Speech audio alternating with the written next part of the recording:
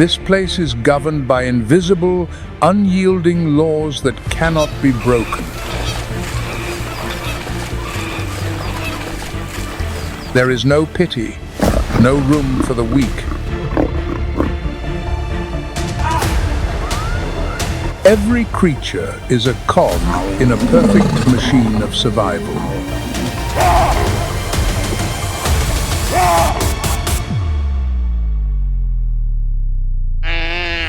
And death is not a tragedy, it is fuel.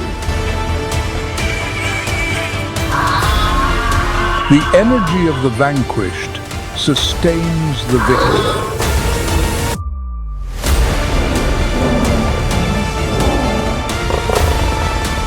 This is nature's symphony, written in the language of power, instinct, and sacrifice.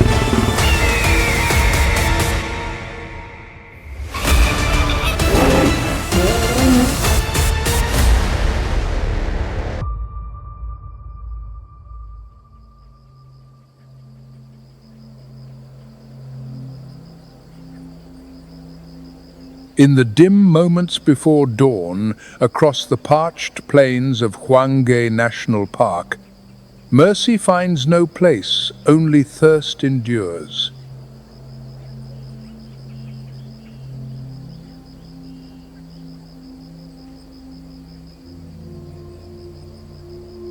The river's great titan has feasted through the night, far from its watery home.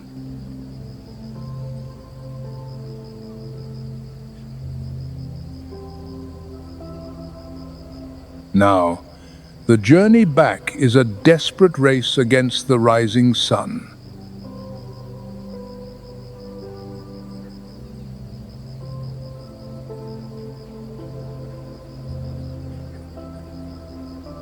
Its skin, unable to sweat, cries out in the heat. A pink, oily secretion offers but flimsy protection.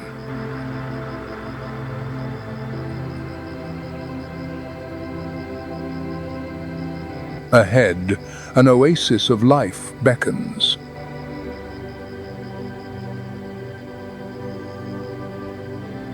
But such a precious resource is seldom left unguarded.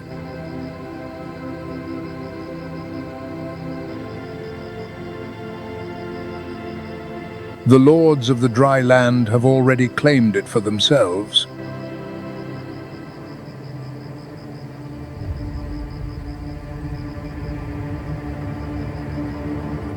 A pride of lions, masters of the ambush, spies the lone traveler's approach.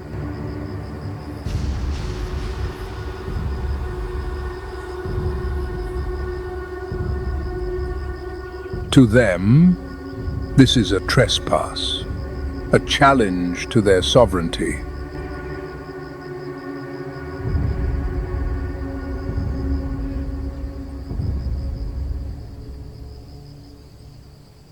A confrontation is now inevitable.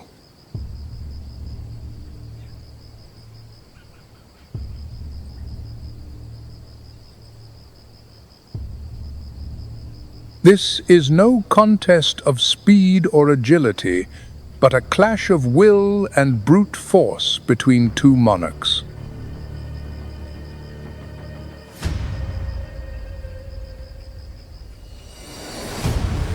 The hippo, a river god exiled on land, does not falter.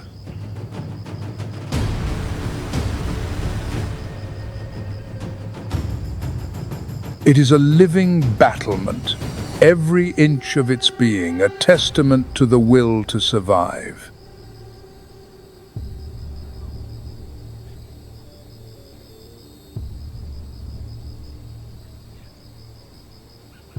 That gape is no sign of weariness, but a formidable warning.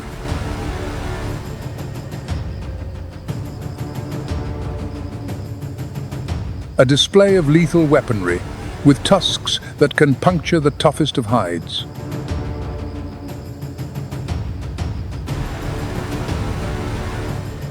The lions, ever the strategists, understand the risks involved.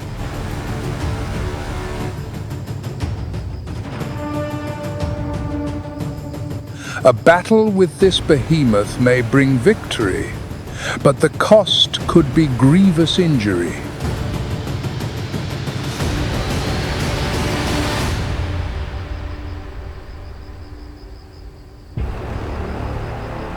Steadfast resolve prevails.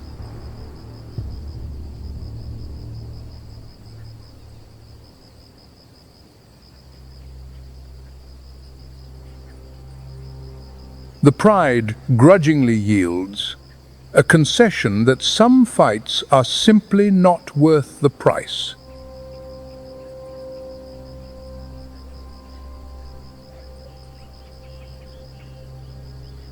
The great Titan has won its passage.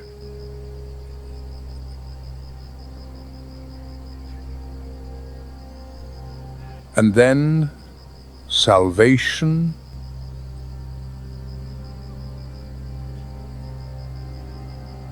The cool water embraces a weary body.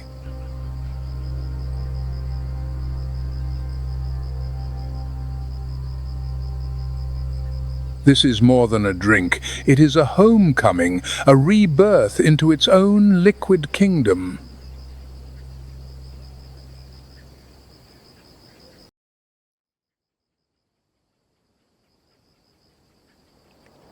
Beneath the shade of a large tree, life unfolds at a different pace. The soft morning light bathes their fur, dyeing it in shades of grey and gold.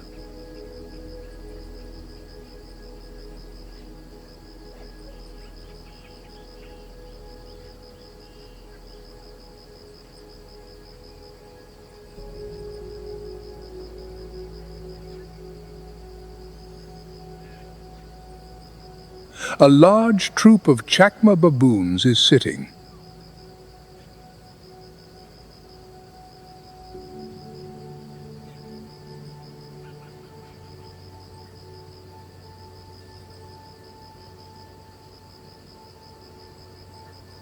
They are in no hurry. Morning is a time of tranquility. The adult males sit slightly apart, surveying their surroundings.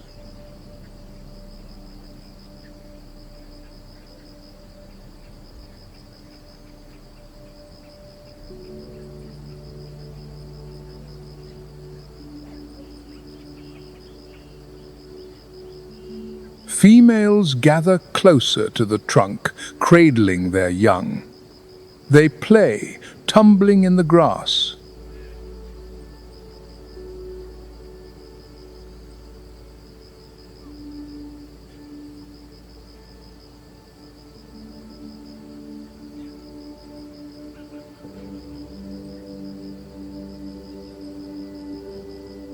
One infant clings to its mother's fur, another curiously prods a nearby termite mound.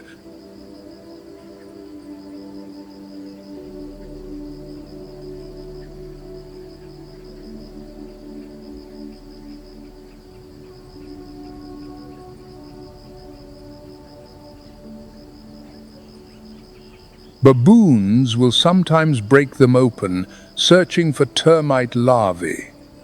A protein-rich breakfast.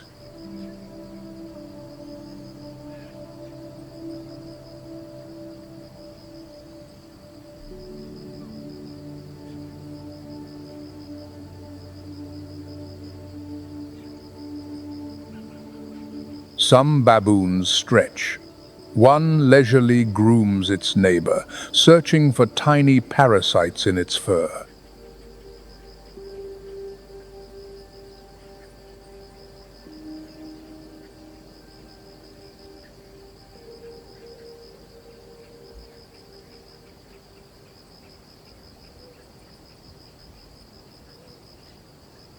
This is not just about hygiene. It is about reinforcing relationships.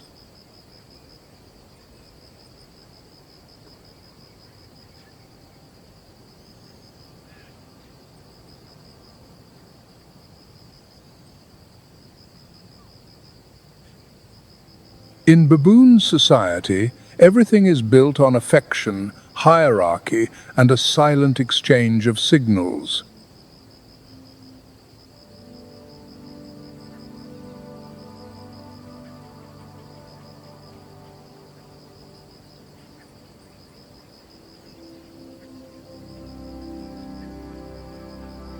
Each has its place.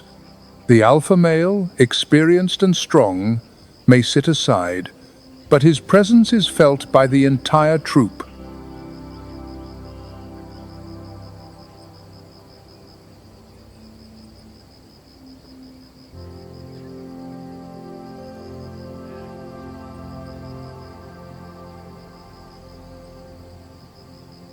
Females form the core of the community, and the oldest are the keepers of its memory.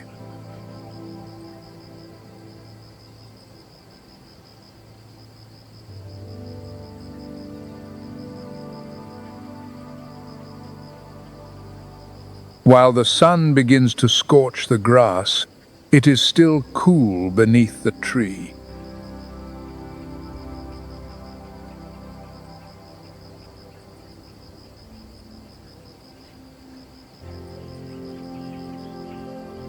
One of the young ones, agile and inquisitive, scrambles up the trunk in play.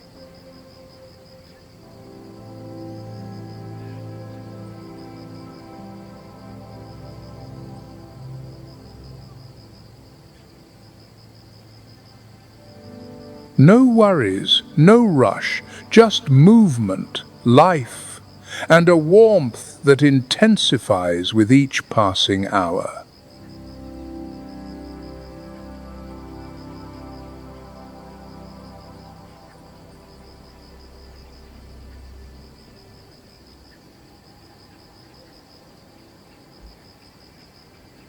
The landscape opens up, vast and without boundaries. Where the waterhole ends, infinity begins.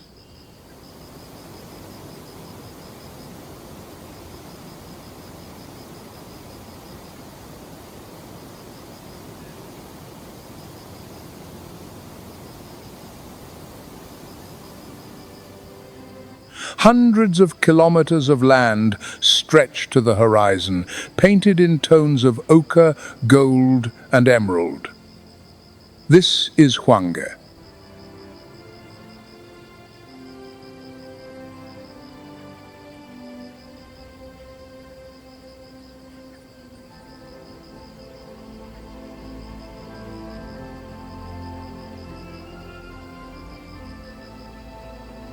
It covers nearly 6,000 square miles, an area the size of a small nation.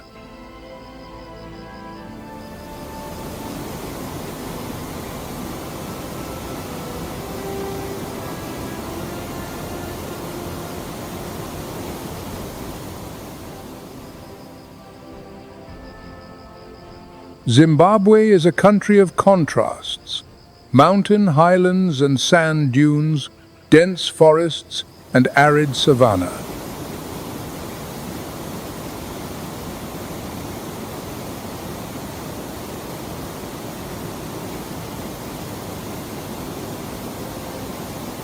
And within this diversity, Hwange holds a special place as a sanctuary for life.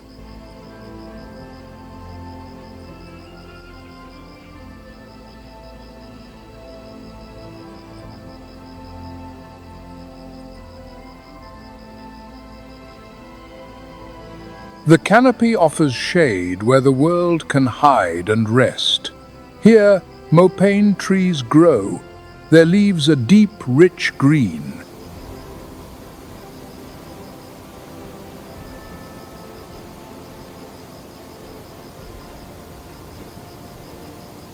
Beside them stand acacias, with their slender branches and sharp thorns, a reliable defense and a haven for many birds.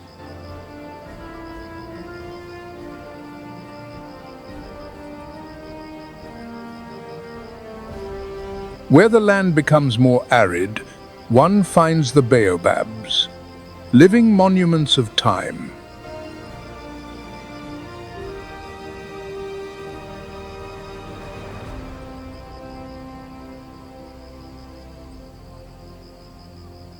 Every tree here is more than a plant. It is a refuge, a source of food, and a landmark. It is home.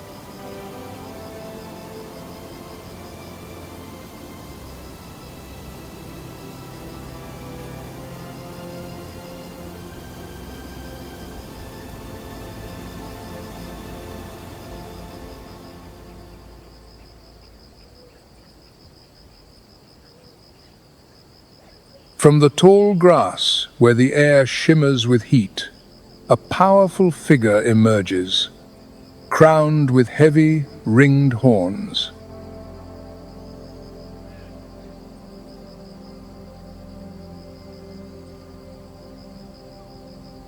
It is the waterbuck, one of Hwange's most recognizable inhabitants.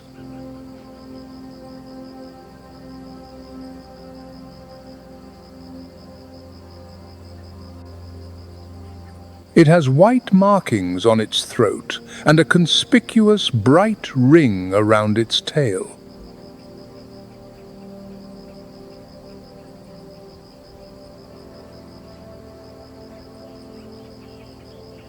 The waterbuck lives near water. Its shaggy coat, with its greasy hair, is waterproof.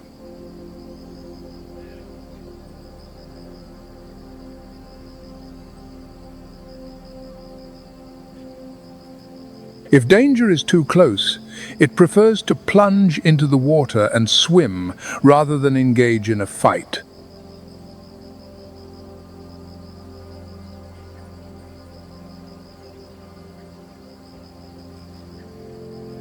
The bulls are often solitary. This one, in the morning light, is cautious and calm.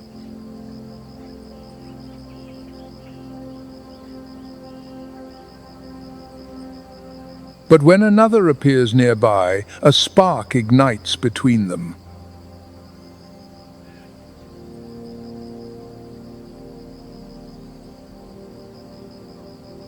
For a brief, almost playful moment, their horns lock.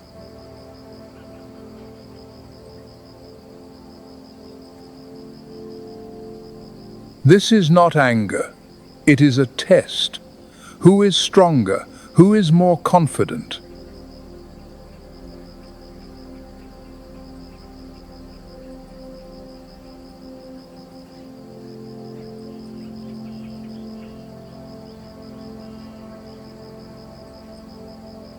And a little further on, like a phantom, another figure glides. Black, with broad wings and a patch of bare, crimson skin around its eyes.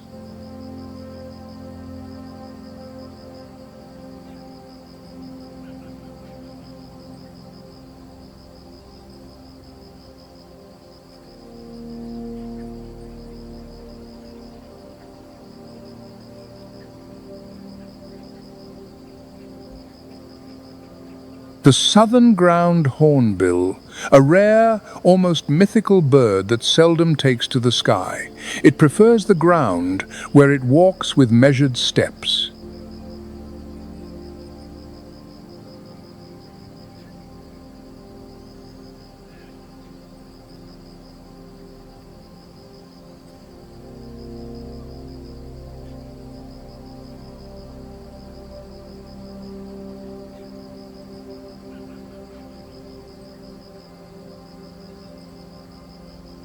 It may seem clumsy, but its bill is powerful and its eyesight keen. This is a species that can live for up to 40 years.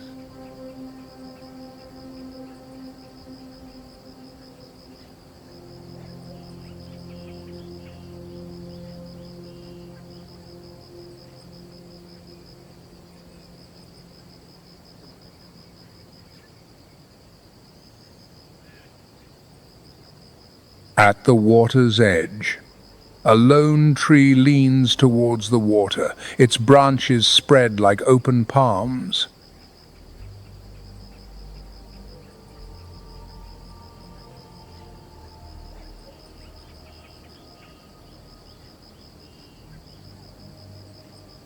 Its bark is worn by time and sun, but in the twists of its trunk there is a strength, like that of a wise old animal.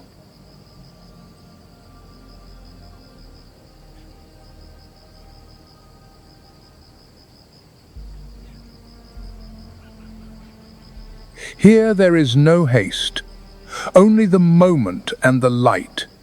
The water is still, its surface a mirror.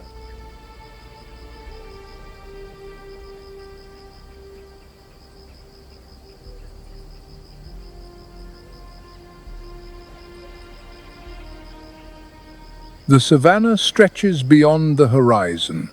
The rare shadows of trees lie on the sand like traces of the past, and patches of green bush hold the day's coolness.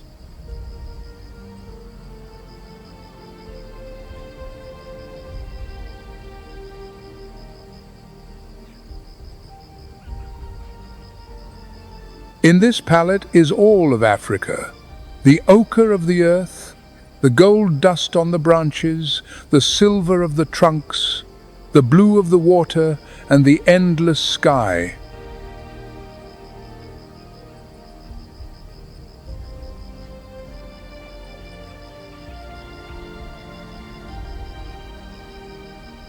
But that is enough, because in moments like these, you feel that everything here is in its rightful place.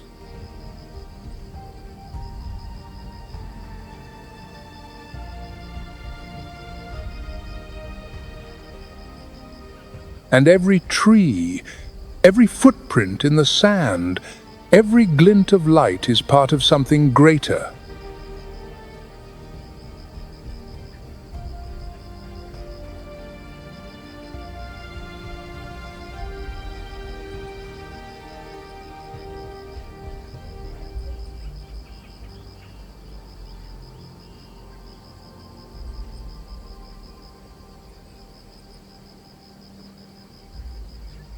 Beneath a tree, in the shade of its canopy, two young zebras are playing.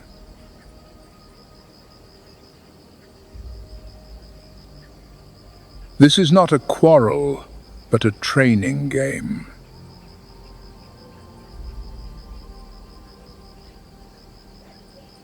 In this way, young zebras develop strength and learn coordination.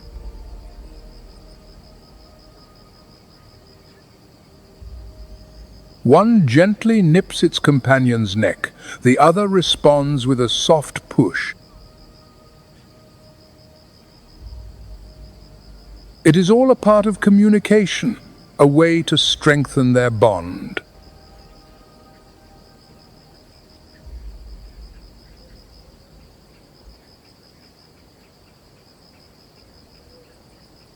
From the tall grass, a slender neck rises cautiously.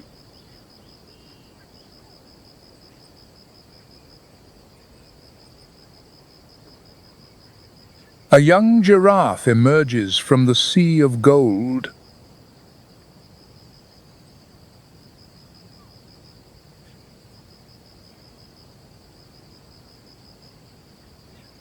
It is not alone. Beside it stands its mother, tall and attentive.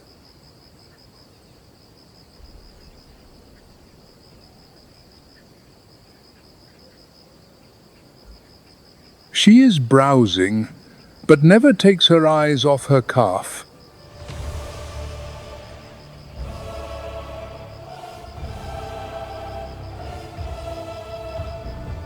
Only a few hours old, on unsteady legs, the world is a landscape of potential threats.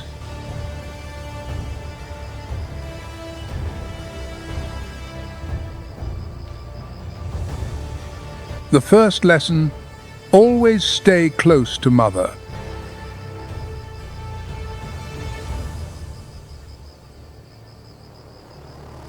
But they are being watched.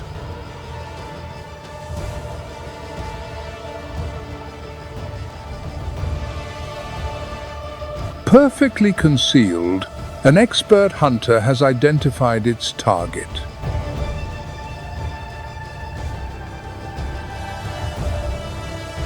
For the lioness, such youth is a fatal weakness.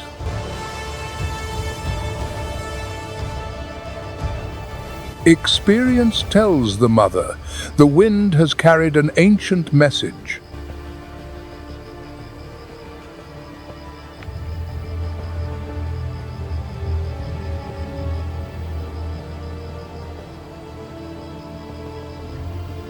The scent of an enemy.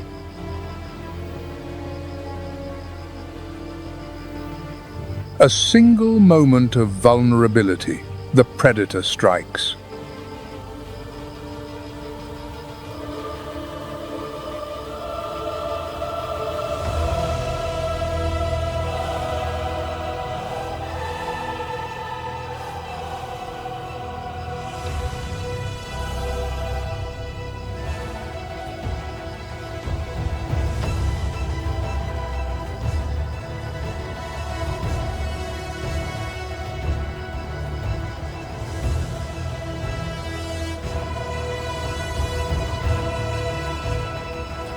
It is a moment of pure terror for any mother.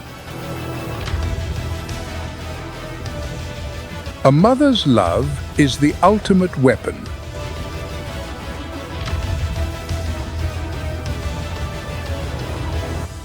The will to live surges through the young giraffe. It rises and takes a trembling step. The first lesson has been learned at a nearly fatal price.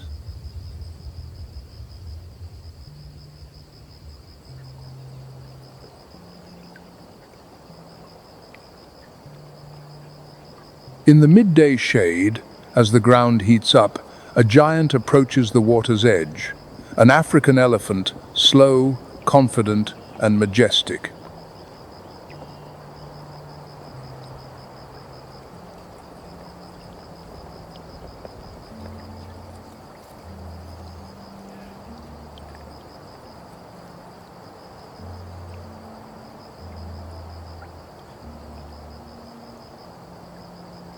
It is in no hurry.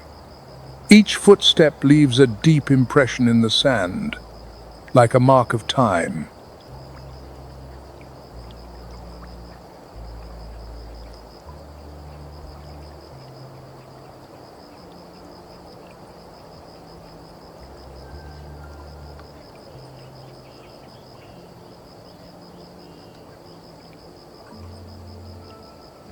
Hippos, submerged almost to their heads.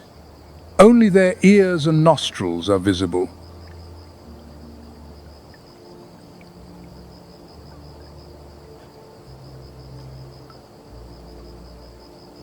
They move gently, with a solemn grace, like guardians of the water.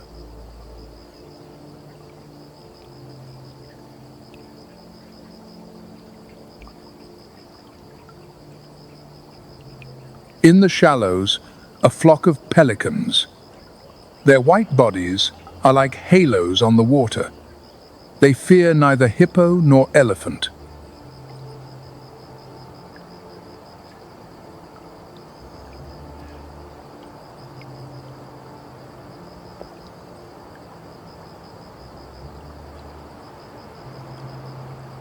Between these three species, there is a strange but understandable balance.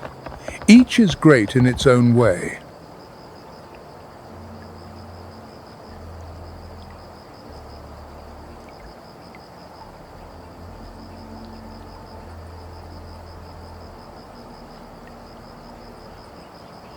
While the elephant drinks, raising its trunk and spraying water, the hippos sway gently in the deeper parts, and the pelicans continue their hunt.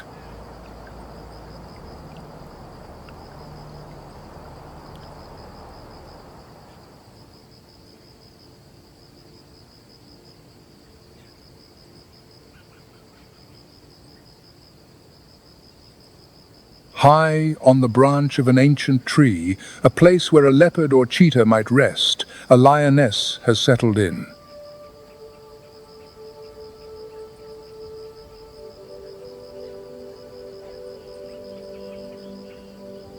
A rare sight, but this predator is no stranger to heights.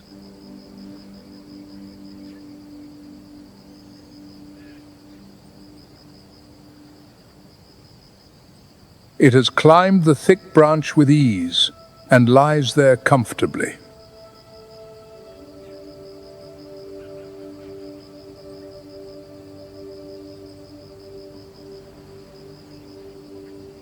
From its high vantage point, it can see everything.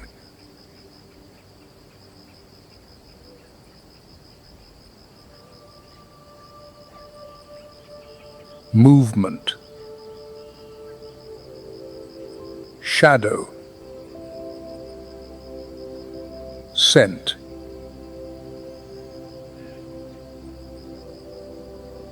It does not sleep, it surveys its domain. Below, amongst the dry grass, a familiar figure appears, the young giraffe. The very same one. The lioness slowly rises. Its muscles are tense, yet supple.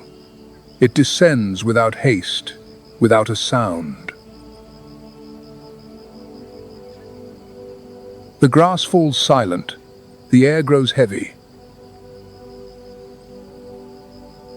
This is the second chance of the day.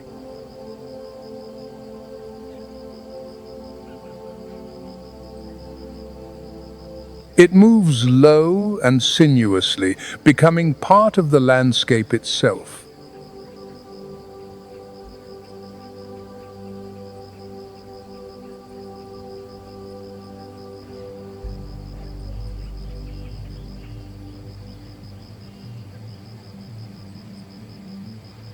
Gliding over the water with the grace of an ancient spirit is the African fish eagle, one of Africa's most recognizable birds of prey.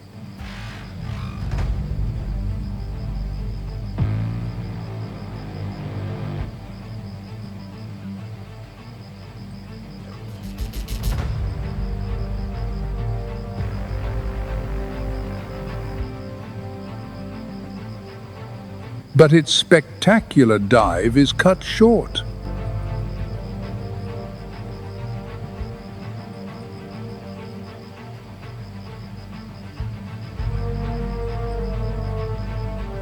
A huge pelican suddenly spreads its massive wings, turning its body into a feathered fortress.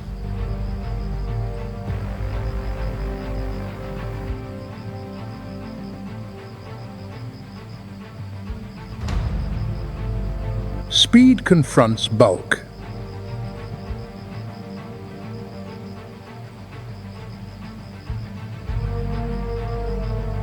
The wise hunter chooses not to risk injury. It utters a cry of concession and retreats to the canopy.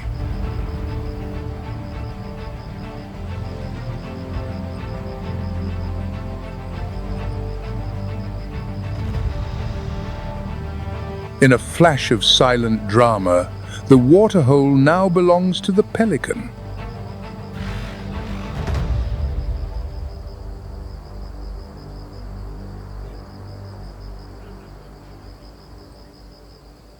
A few zebras graze in the golden sunlight, lazily chewing grass.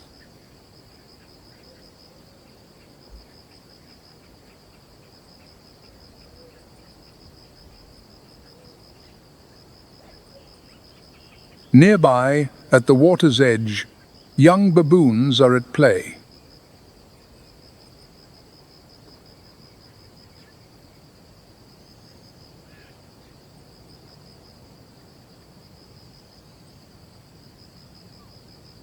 One reaches for the mirrored surface, another chases a friend, setting off a squabble in the troop.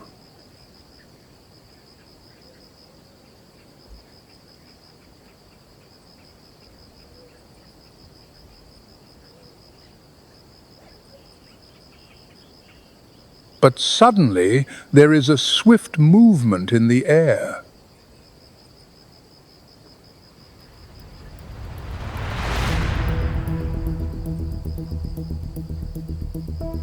The African fish eagle returns.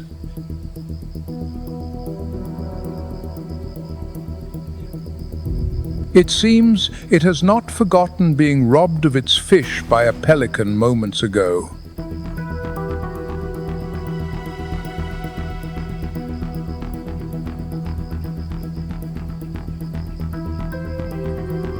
Now it is airborne again, making a turn and diving straight for the flock. The pelicans sound the alarm.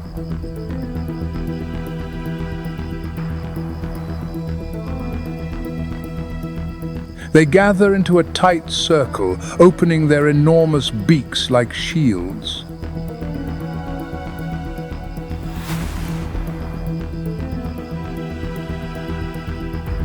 The eagle, at the last second, veers away and, after a graceful loop over the water, calmly perches on a nearby tree.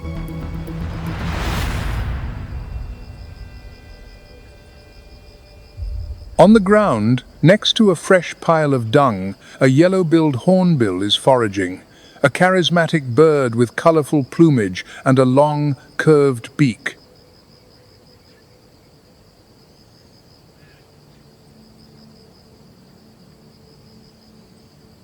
These birds do not hesitate to seek food in the most unlikely of places.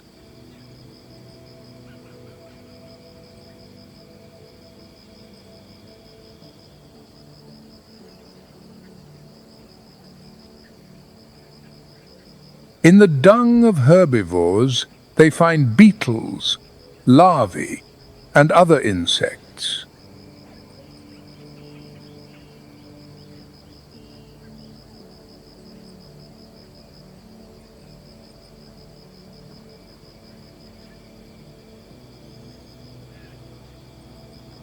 Yellow-billed hornbills are extremely observant. They often follow herds of animals, taking advantage of the insects stirred up by hooves and tails.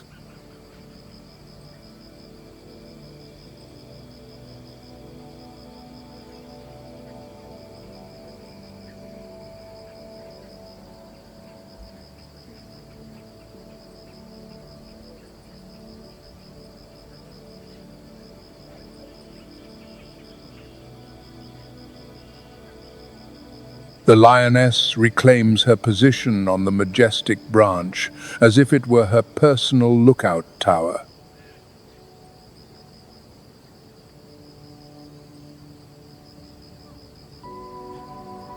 Her failure with the young giraffe has not dulled her predatory instinct. She simply waits.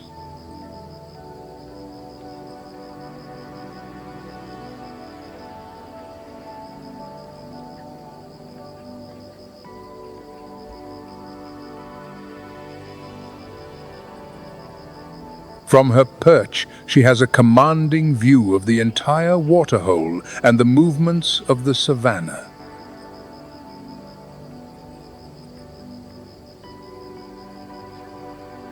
Atop a withered tree, the sentinels of the baboon troop sit watch.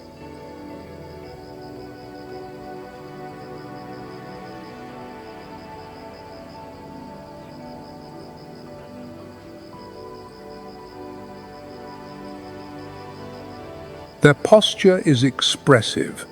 This is not rest, but vigilance.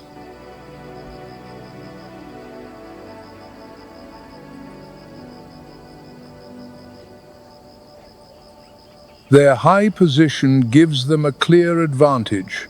From up here, everything that happens on the plain is visible.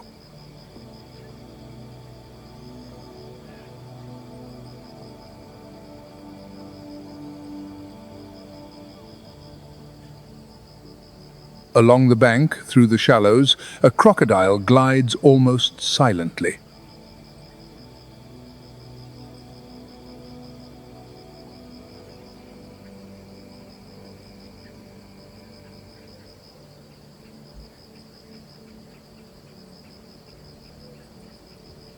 Only its long snout and the ridges of its back, like an ancient carving, reveal the predator's presence.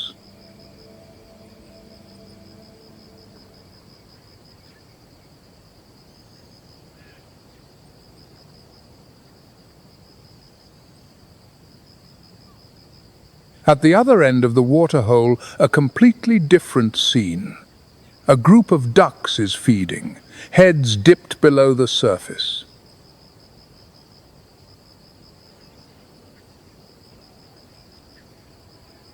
They upend themselves with the skill of acrobats, gathering food from the bottom.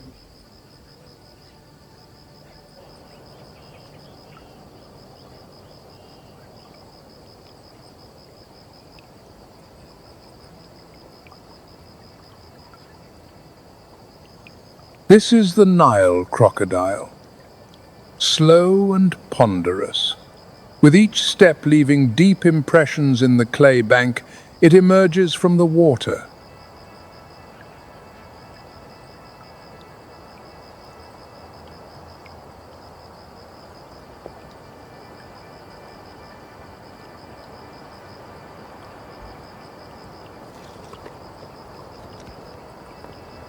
Beneath its scaled armor is the power of up to half a ton. Adults can weigh from 800 to over 1,500 pounds.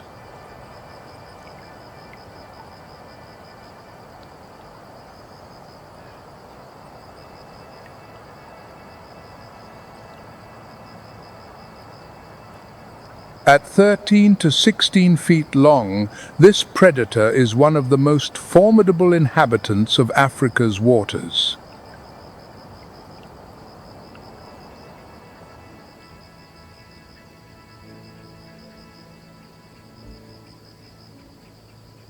And not far off, crowded at the bank, zebras are drinking, unconcerned, absorbed in their thirst.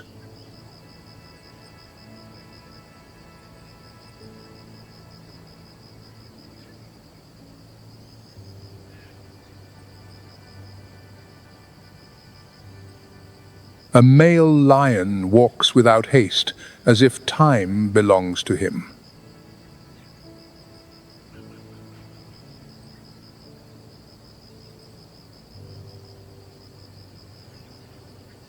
His thick mane ripples in the light breeze, and his amber eyes gaze forward with confidence.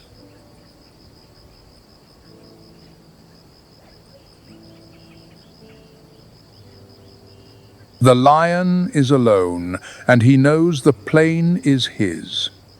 But if you look closely, he wears a collar.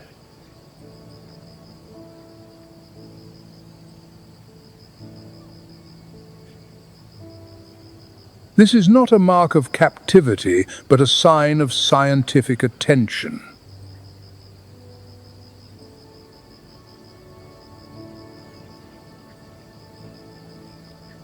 A GPS device allows scientists to track the predator's path across the savanna.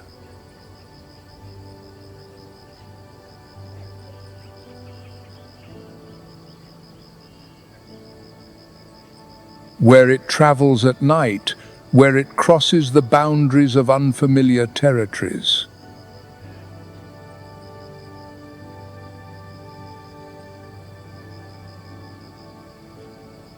When the lion pauses at a waterhole, the signal records his stop.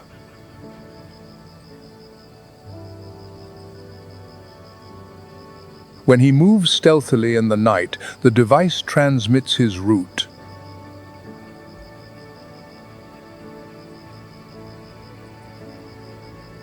And if he should ever leave the park's boundaries, researchers will be the first to know.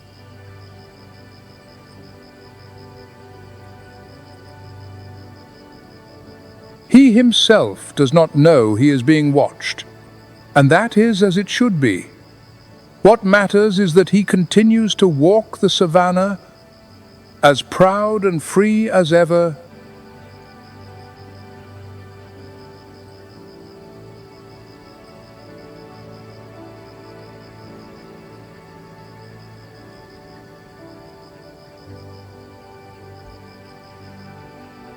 The saddle-billed stork is already there. It stands at the water's edge, motionless in its unusual posture.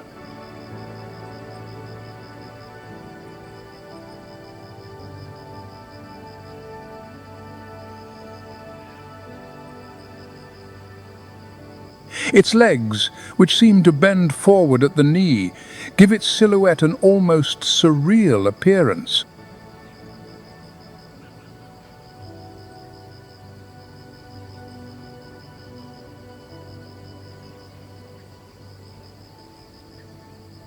This is not a flaw of nature, but an evolutionary solution.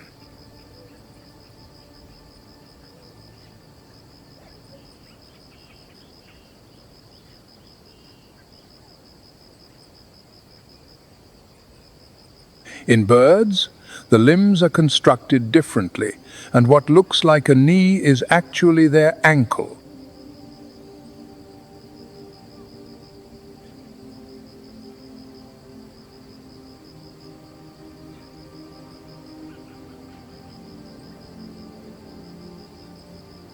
In this stance, the stork can wait for a long time, scanning for movement in the water.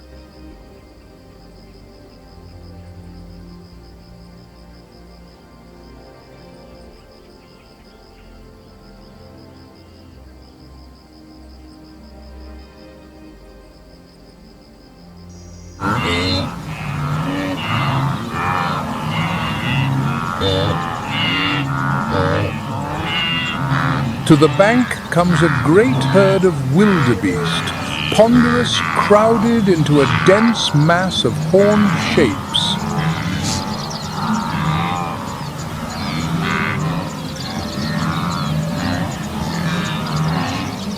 The rhythm of their movement, slow and confident, speaks of a long-held understanding of this land.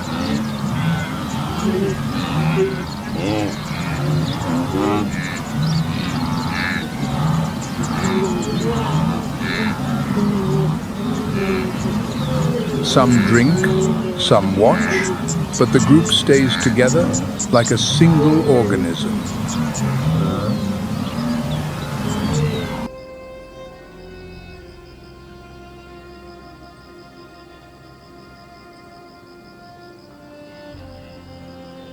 The wanderers of the savannah. Their physique can seem ungainly.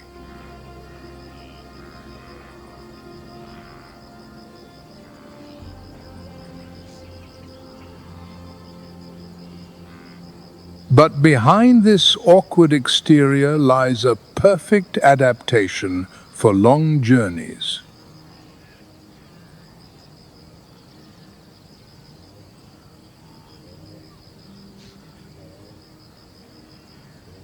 They can walk and run for hours, covering hundreds of kilometers in search of water and green pasture.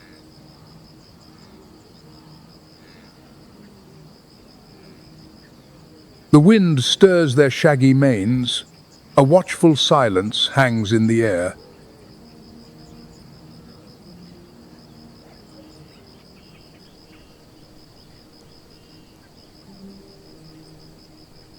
On the golden grass, set apart from the other creatures, two secretary birds wander like a pair of scouts.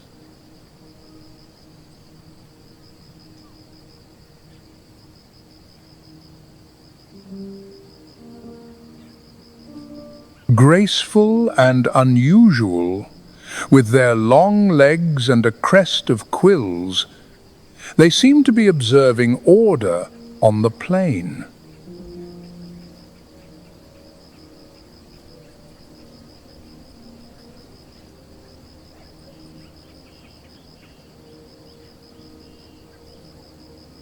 In fact, these are not secretary birds, but Cory bustards, Africa's heaviest flying bird.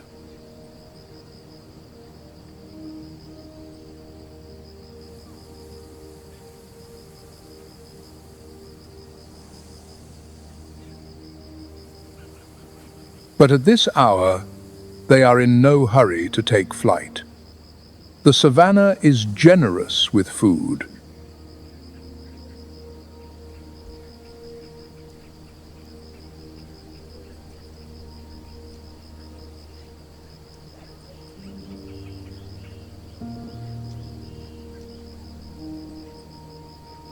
Despite their weight, these birds can fly, but they do so reluctantly.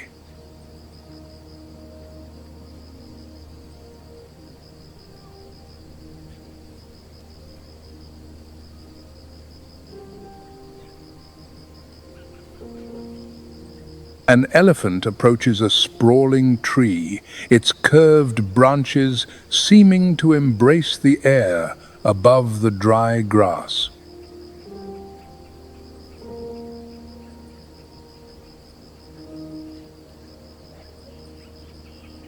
It inspects the trunk as if considering which side to approach.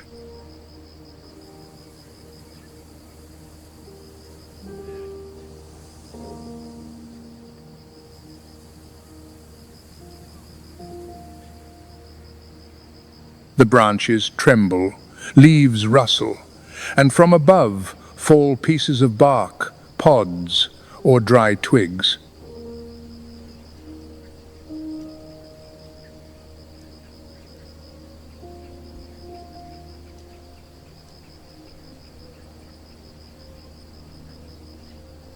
The elephant picks them up, nudging them gently with its trunk, as if aware of the value of each piece.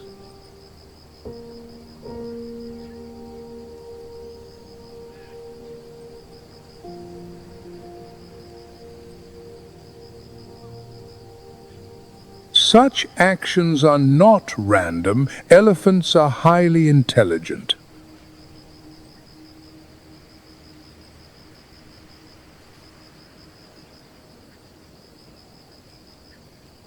They remember waterholes that dry up only once in decades and can lead their herd to a hidden source many kilometers away.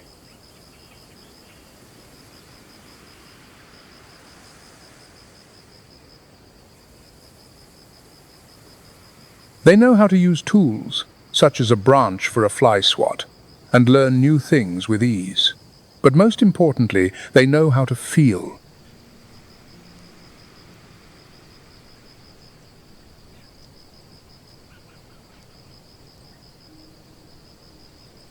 When an elephant shakes a tree, there is no anger or randomness in it. It is a precise, deliberate act.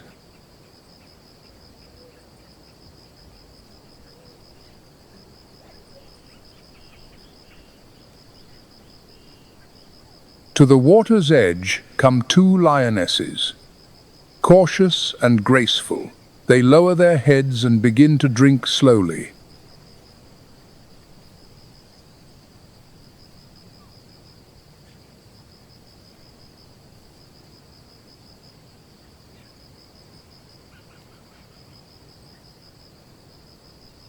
Their bodies are tense, yet their movements are fluid, as if nature itself has paused for a moment.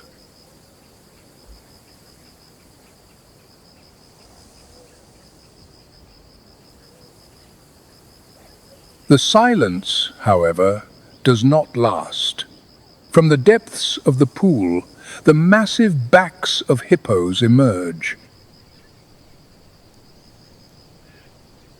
Not waiting for a conflict, the lionesses immediately stand and slowly depart, showing neither fear nor aggression.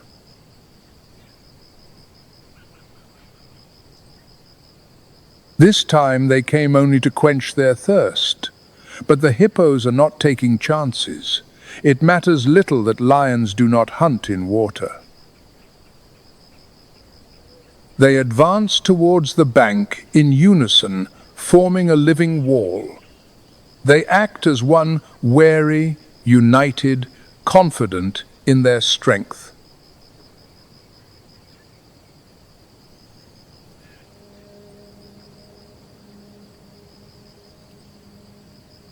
Near the water's edge, there is noise and merriment.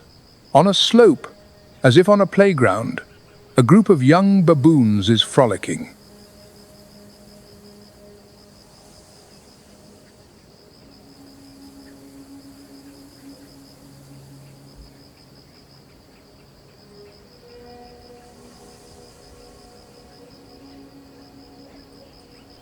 But their antics do not go unnoticed.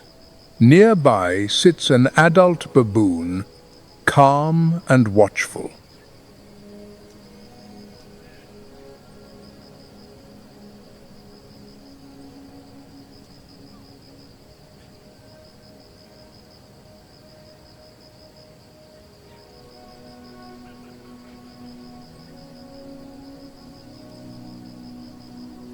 It is like a stern minder in a nursery. It stays slightly apart, but its every glance is meaningful.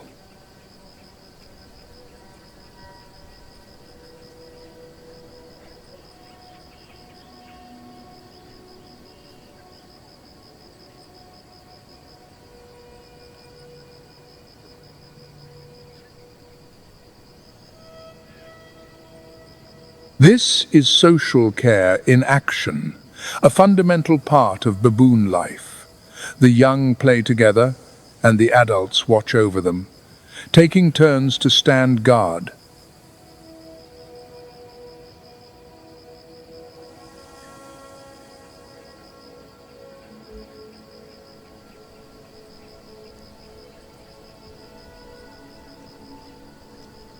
The sun sinks towards the horizon, and across the savannah, long, soft shadows fall.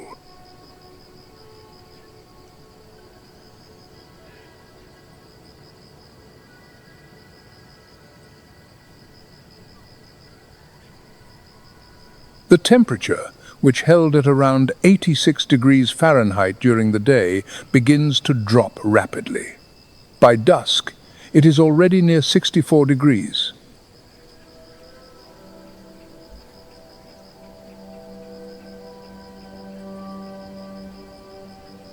The baboons gather closer, climbing into the trees for the night.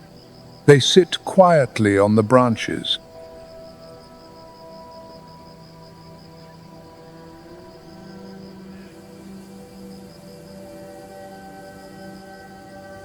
The pelicans, having found a secluded inlet, stand still in the tall reeds, like white stones.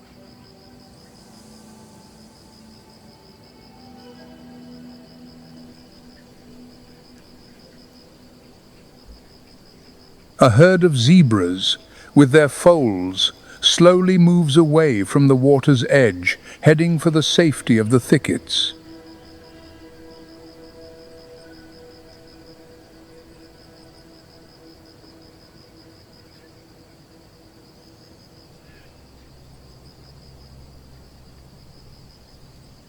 The wildebeest lie down on the ground in a dense mass, their ears pricked towards the open plain.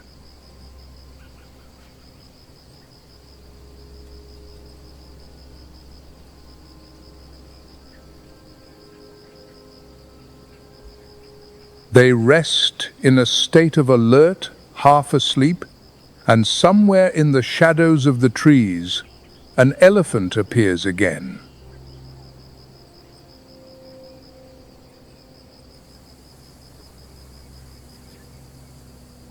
It walks slowly along a dusty path, feeling the ground with its feet, as if testing its mood.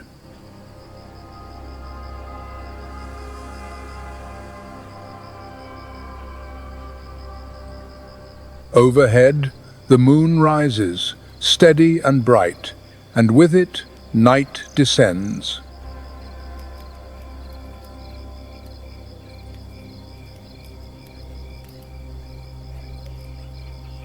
And so, another day in Hwange comes to a close. A day in which every creature has found its place.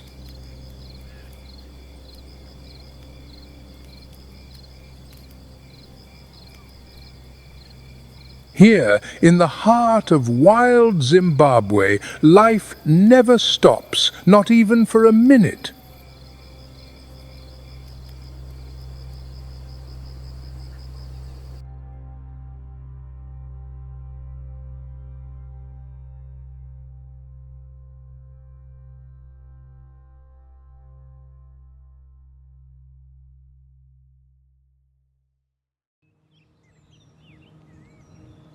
On the horizon, a group of animals appears, breaking the mold of all other predators.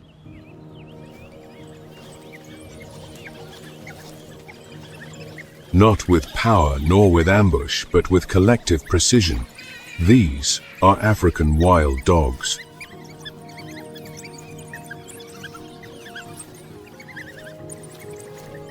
Weighing around 66 pounds with long legs and large rounded ears, these hunters may not impress at first glance.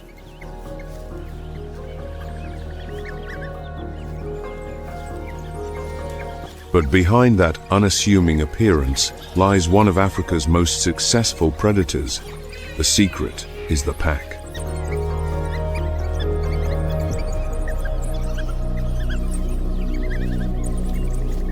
Each pack functions as a single living organism where every member knows its role. Before the hunt, there is a quiet preparation, as if they are synchronizing their instincts. They communicate on the run, adjusting positions, encircling their quarry and taking turns in the lead. The prey faces not just speed, it faces a collective intelligence.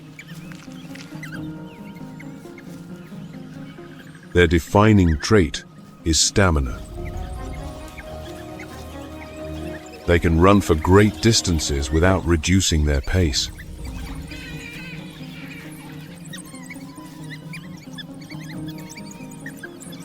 When they catch their prey, they act with brutal speed, eating quickly to minimize the risk of their kill being stolen.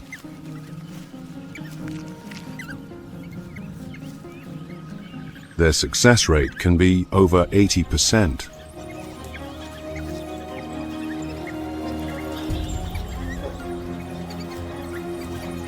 A figure attainable only through discipline, communication, and careful selection of prey.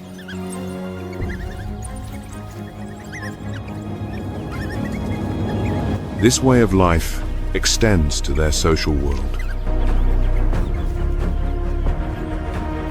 There is a dominant pair, but all participate in raising the young and caring for the injured.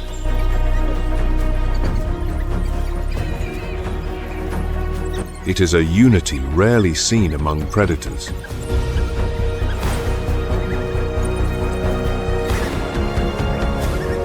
They do not need overwhelming strength, they win with strategy.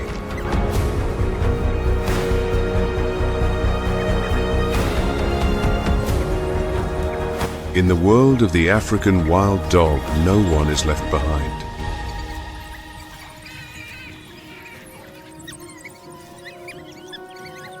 Survival is not an individual effort, but a victory for the entire pack.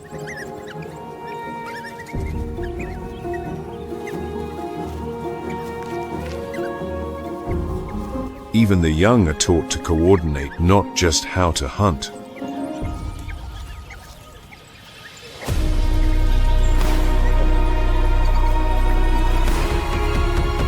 Each day is a test of endurance, cohesion, and loyalty.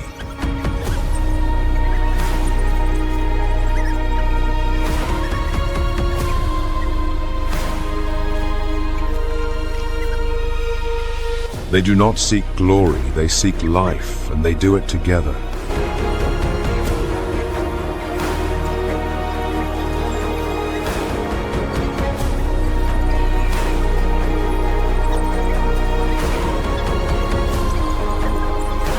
In this land of intense competition, they are a reminder that cooperation is also a weapon.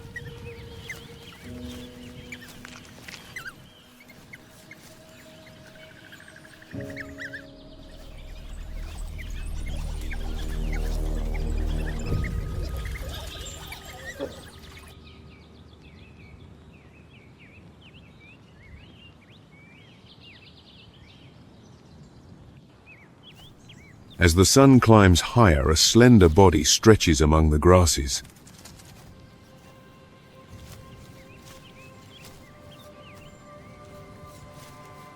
The cheetah does not roar.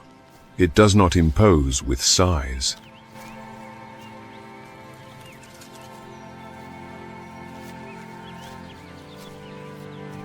It is a masterpiece of biological engineering built for speed.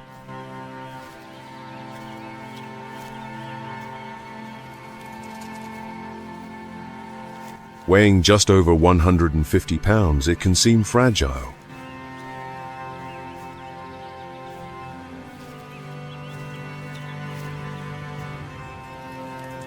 But its light skeleton, elastic muscles, and a long tail that acts as a rudder make it the fastest land animal on the planet.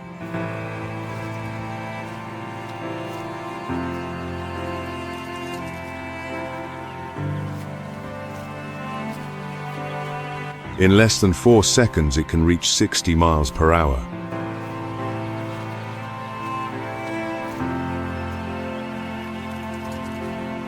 But speed without purpose is merely motion. The cheetah's true genius lies in its mastery of the chase.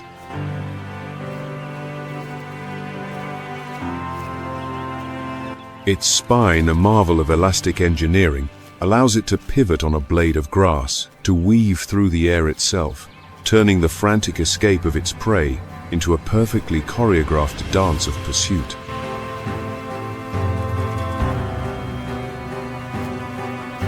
Unlike predators that rely on ambush, the cheetah needs to be seen.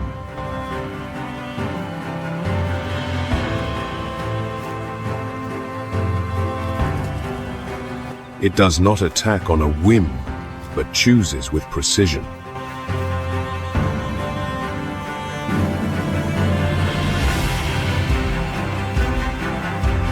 If it calculates that it cannot close the distance, it will abandon the chase, for every attempt consumes immense energy.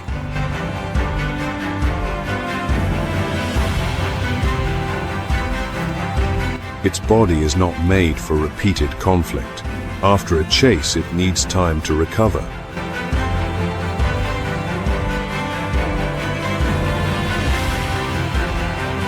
In those minutes, it is highly vulnerable. A moment's delay could cost it everything.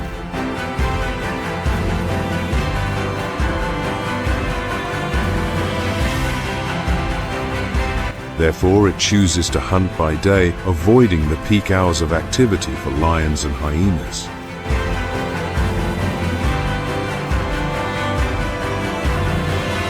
It needs peace to eat, but even then there are no guarantees.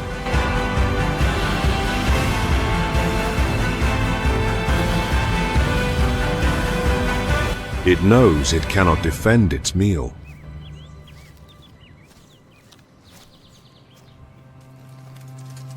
It is a master of the moment, a hunter that does not need to dominate the day, only that single instant when everything aligns and one success is enough to secure another day under the sun.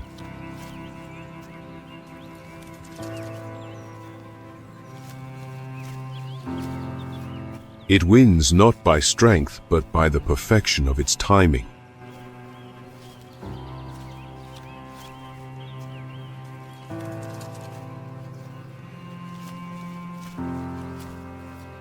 In this harsh world, speed is the only weapon it possesses, and it is all that it needs.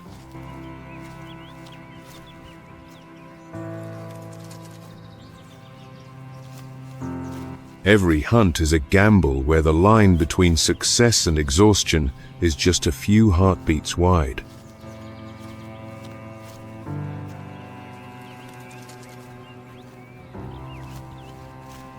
It is not a conqueror of the plains, but an artist of the savannah, silent, sharp, and ruthlessly precise.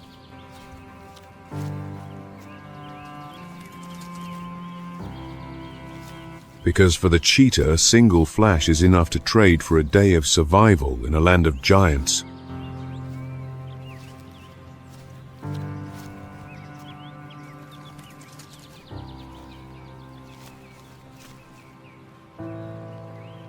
The quiet riverbanks of Africa hide a predator that needs neither to run, nor jump, nor roar to dominate.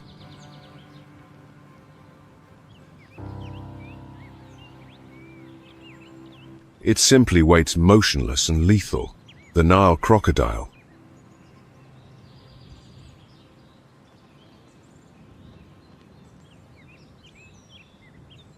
At over 16 feet long and weighing up to 1,500 pounds, it looks like a living rock in the water.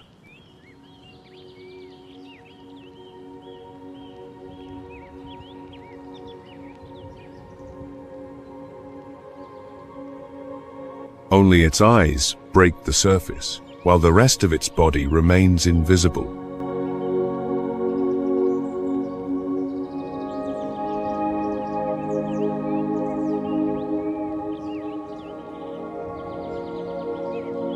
The force of its bite is one of the most powerful in the animal kingdom.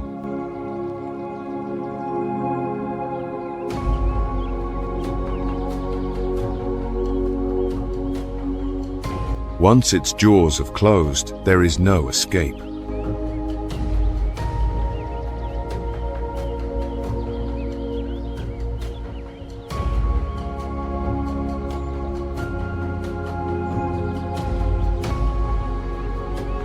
It drags its victim to the bottom and spins ferociously in a maneuver known as the death roll.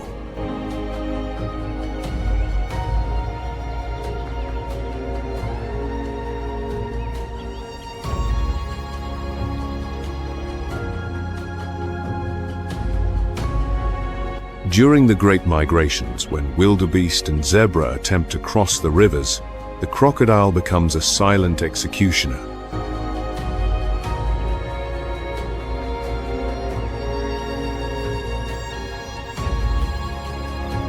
The attack is sudden, an explosion of water, a body pulled under, and in seconds all is quiet again.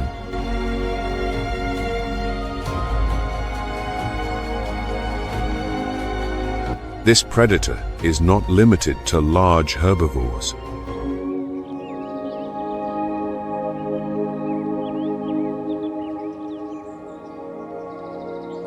An unwary wild dog, a curious lion cub, or even a hyena can become prey.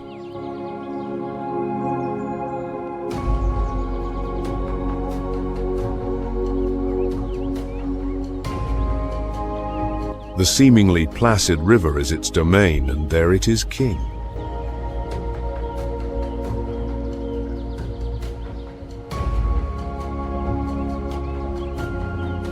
It does not need to chase, it turns patience into a weapon.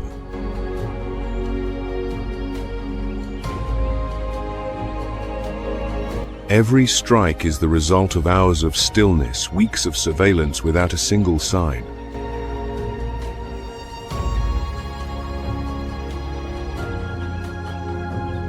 When it acts, time seems to shatter in an instant.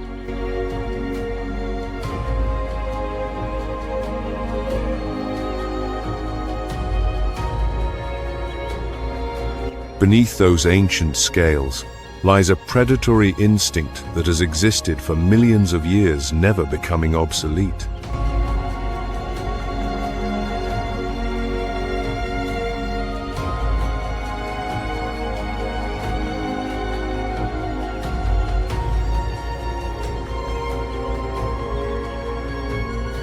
In the still waters, it is not just a predator, it is a nightmare waiting to erupt.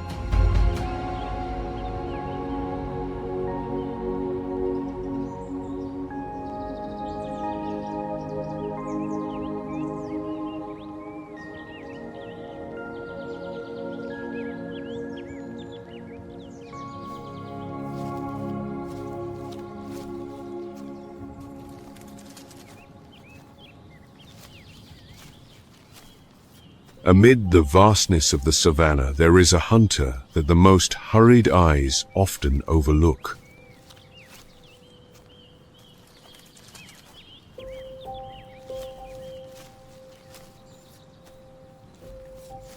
It is not large nor loud, but its every step is a promise of precision.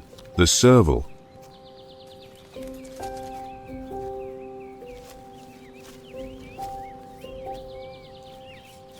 Standing just over 2 feet tall, it is a specialist in small-scale hunting.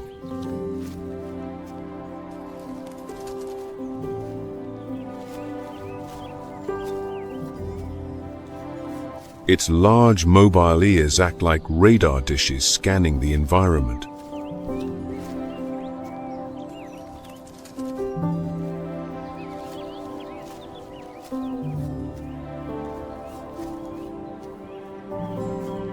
Every sound is captured with high clarity.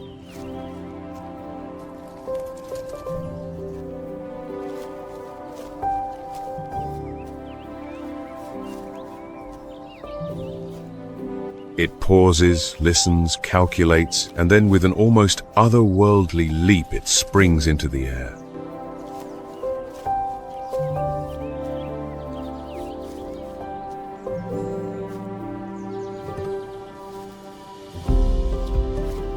The serval can jump over 6 feet high, a short flight precise and almost silent.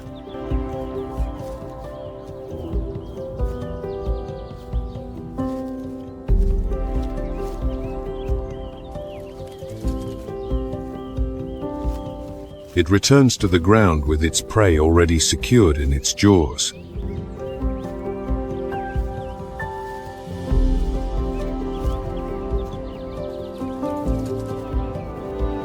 Its targets are small rodents, lizards, birds, insects.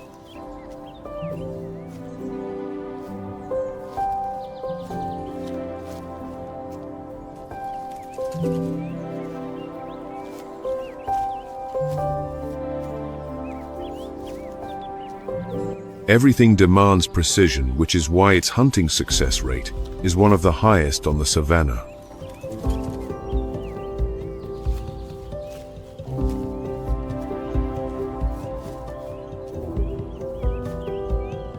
It lives in the gaps of the ecosystem hunting, where larger predators do not bother.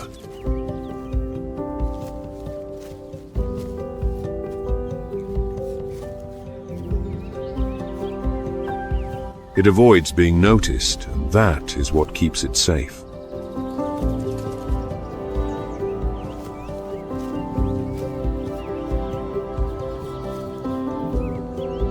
It is the embodiment of adaptation, a master of quiet efficiency.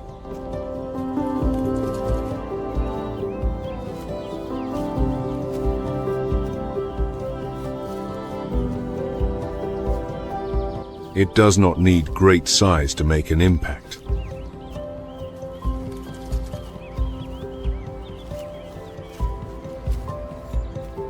Every movement is gentle, yet always with a clear purpose.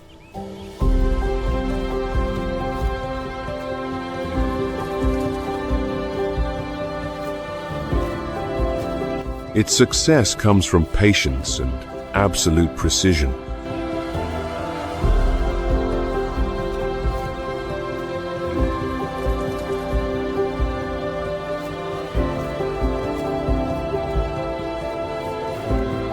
In the wild world, efficiency is sometimes more important than power.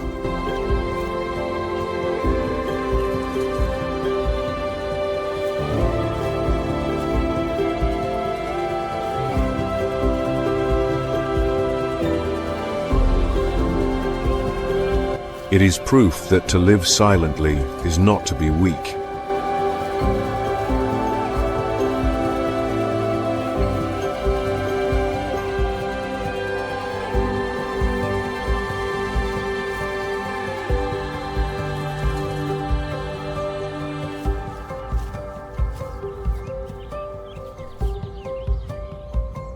The African savanna is a territory where every heartbeat follows an ancient instinct.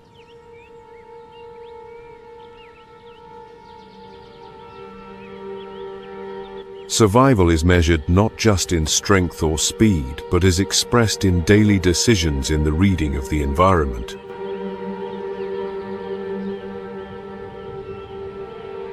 Each predator we have seen shapes this landscape in its own way, forming a delicate balance where there is no room for weakness.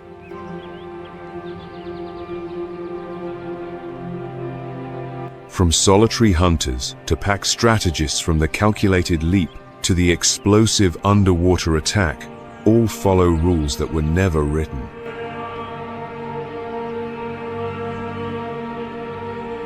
Because on the savanna, the top of the food chain is not a fixed position, it is a constant challenge.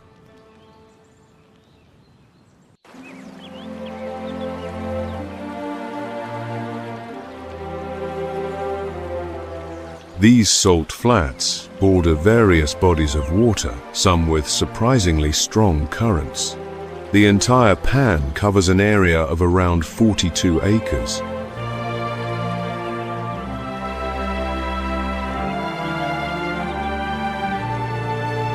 Its name Vermont is derived from the French Mont Vert, meaning green mountain, a name inspired by the verdant slopes of the nearby Onrus mountain.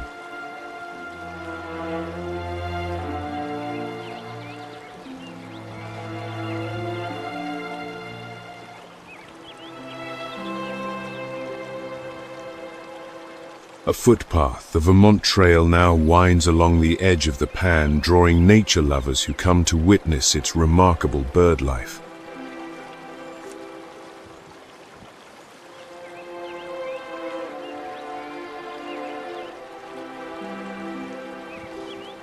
In spring and early summer, the air is thick with birds. It is possible to count as many as 40 different species in a single hour.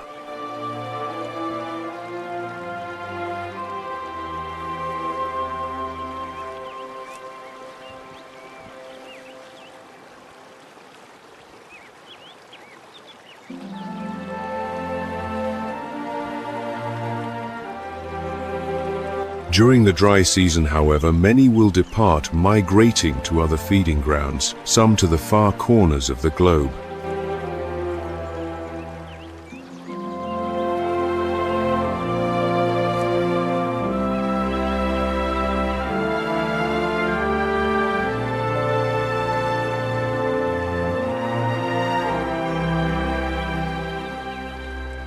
The waters here can shift from swift-flowing channels to tranquil lagoons, and every species finds a niche perfectly suited to its needs.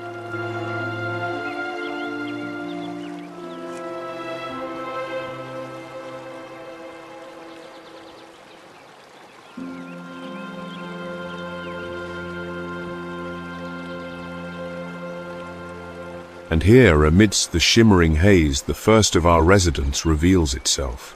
The red-knobbed coot, a creature for whom perfection is a constant pursuit.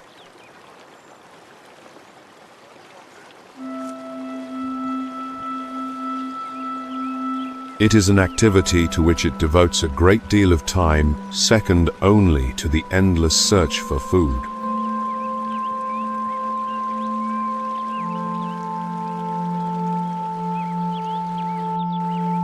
Observing these birds at close quarters is not easy. They are exceptionally shy.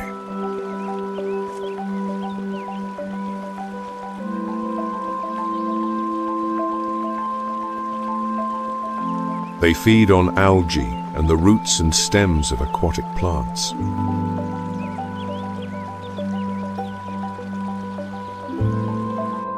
Given the chance, they will also take small invertebrates, even diving deep to find them.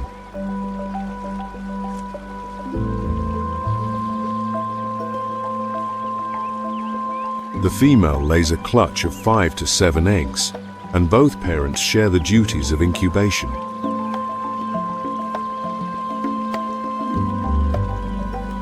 The chicks are quick to leave the nest after hatching, and will remain with their parents for about a month.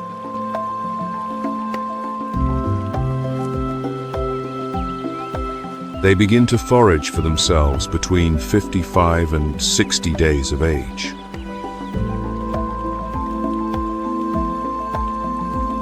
The 2 red knobs on their foreheads, which distinguish them from other coots, appear only during the breeding season.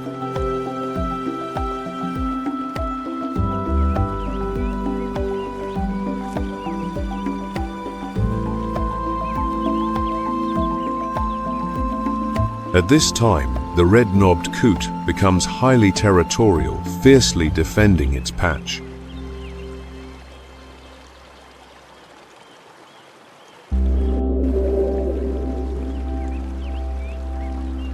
But life here is a delicate balance. For the Cape shoveler, every ripple on the water, every shadow from above could signify the end. Survival is a moment-to-moment victory. Tragically, many young red-knobbed coots do not survive, sometimes due to the overzealous care of their parents.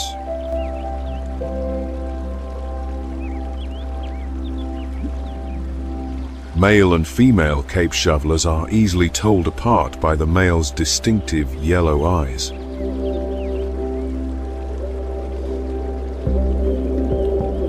They are most often seen in pairs or small flocks.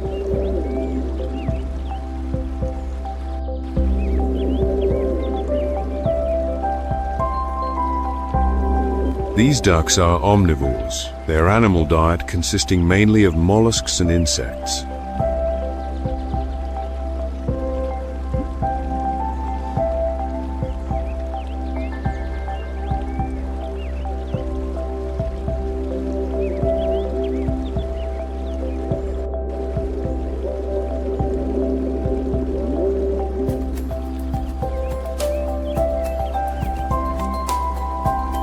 This remarkable underwater hunter has an equally remarkable name, the great crested grebe.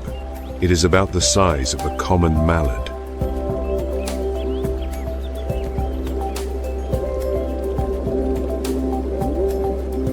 In many countries, this bird is now either locally extinct or stands on the brink of vanishing.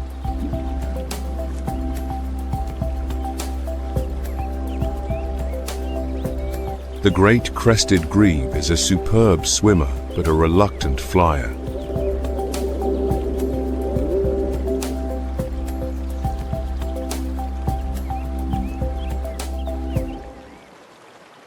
It takes to the air only during seasonal migrations, flying low with a wingspan of about 3 feet.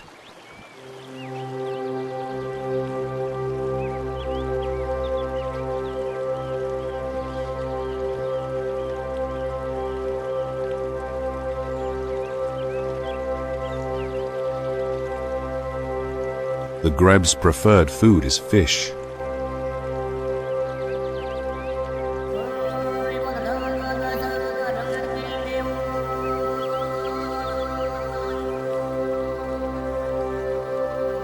It will also take small mollusks and crustaceans, and in times of scarcity will not refuse various kinds of larvae.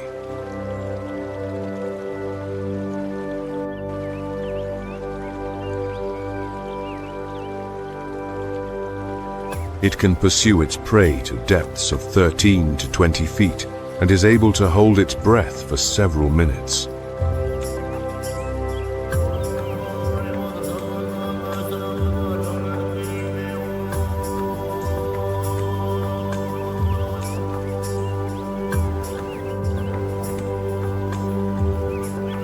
In the spring, the grebe develops its special breeding attire, dark ear-like tufts, and a chestnut red ruff around its cheeks.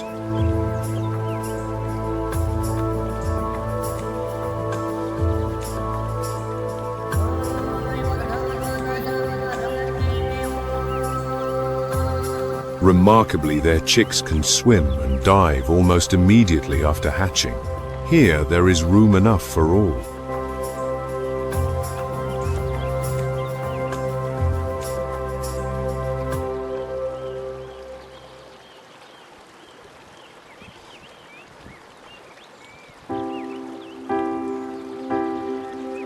The black-winged stilt, a creature seemingly sketched from a single impossibly fine line balanced upon legs that defy gravity. It is acutely vulnerable to environmental change.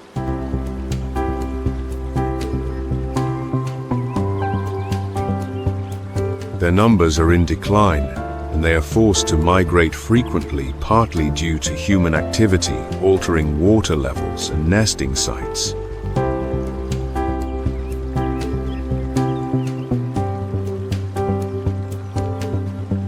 A stilt's wingspan can reach 28 to 33 inches. Its slender red legs account for about 60% of its total height.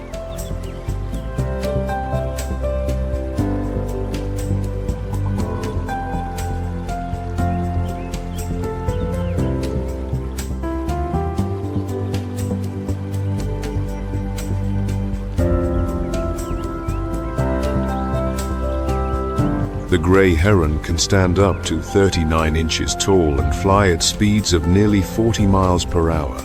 Though it may hunt alone, it lives in quite large colonies.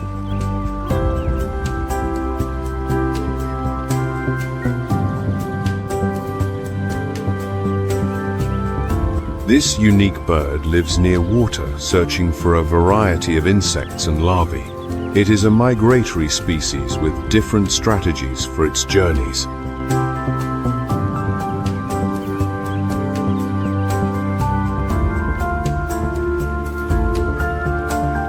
The grey heron's diet is quite varied, but consists mainly of fish.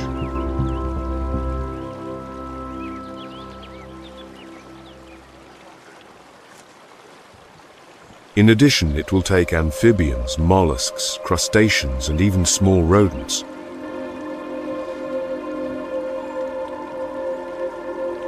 This is no ordinary gull, but the kelp gull.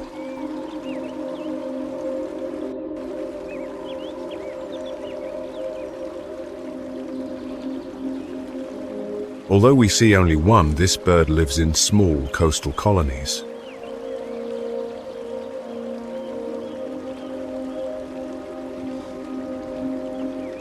The black-winged stilt is monogamous and nests near the shore, usually no more than 100 yards from the water's edge. Each clutch contains 2 to 4 eggs, with both parents sharing the task of incubation.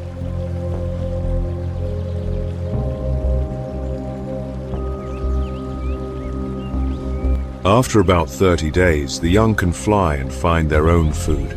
The oldest recorded individual of this species lived for around 12 years.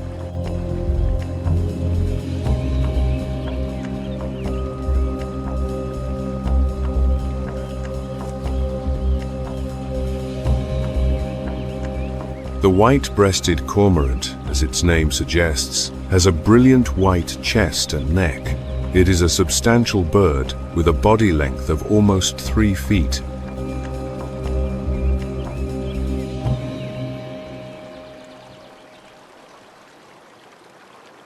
It favors open waters, both salt and fresh lakes, deltas, bays, and lagoons, as long as there is an abundance of fish.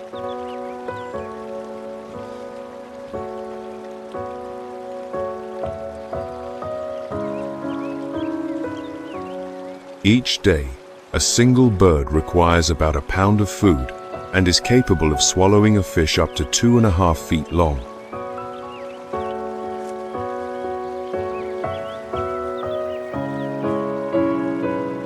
A cormorant's body is built for pursuing fish.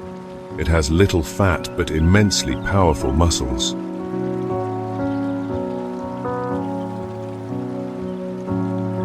They can dive to depths of around 13 feet and hold their breath for a full minute.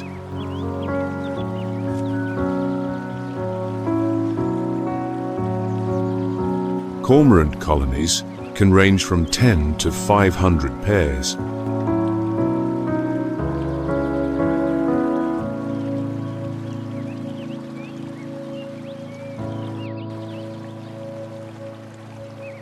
They will travel nearly 40 miles in search of a meal and thousands of miles during migration.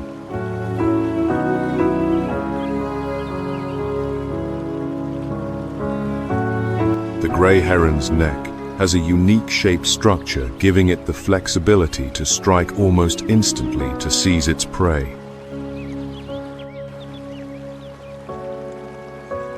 Besides fish, crustaceans, and amphibians, it will also prey on small birds or their chicks. It can hunt by day or by night.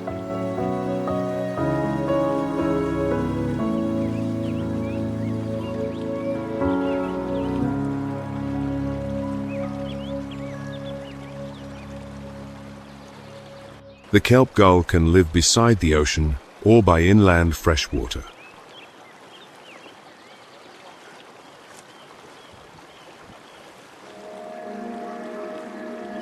The juveniles have a dark brown back and take 3 to 4 years to reach maturity.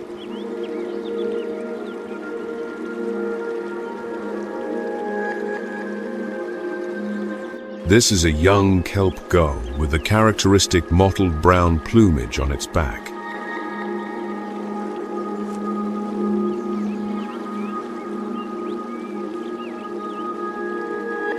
It is an opportunist, eating any small prey it can find as well as carrion and refuse.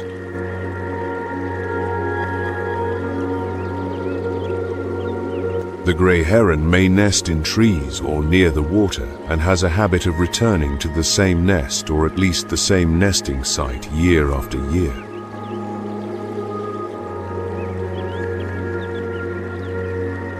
Pairs are formed through a courtship ritual in which the male calls to prospective females.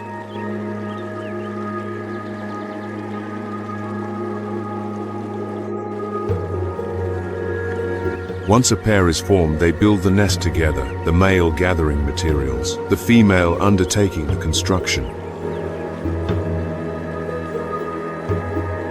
They take turns incubating their clutch of 2 to 3 eggs.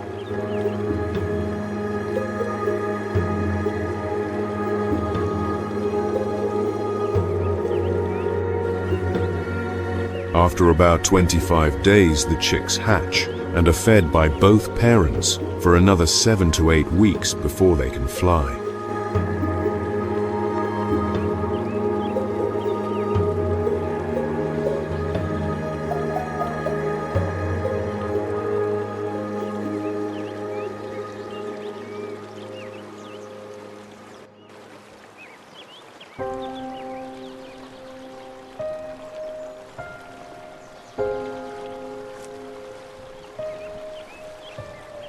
Flamingos, truly fascinating birds and an adornment to any landscape.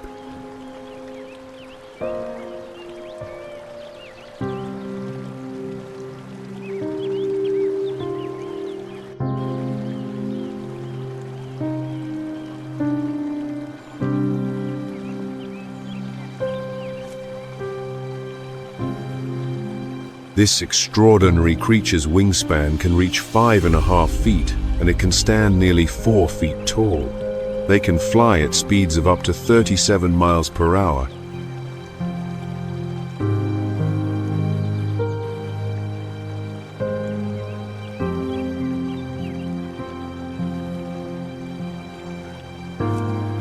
They are highly social, sometimes gathering in groups thousands strong during their migrations.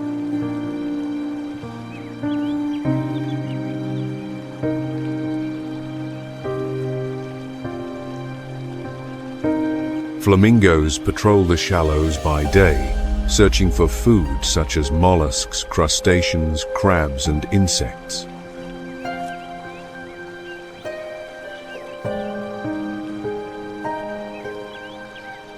They also supplement their diet with plant matter like grasses, seeds, and algae.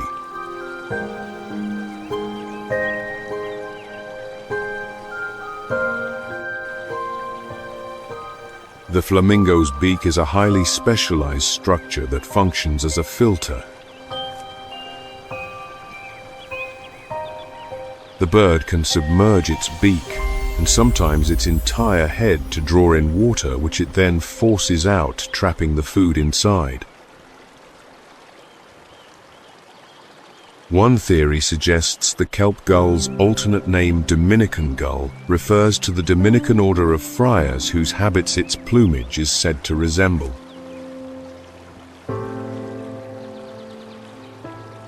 Despite their delicate appearance, flamingos are not only strong flyers, but also competent swimmers. They bathe regularly to clean their feathers.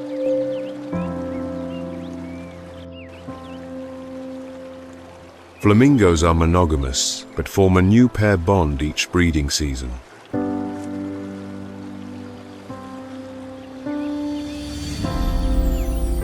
They perform elaborate courtship displays involving synchronized wing raising and head flagging.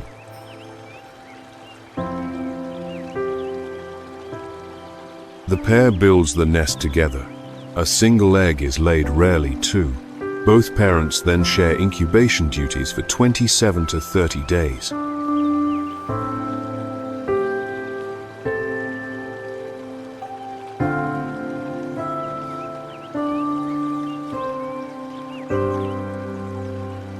The young stay close to the adults. A chick is typically gray and will not develop its full adult plumage until it is 2 or 3 years old.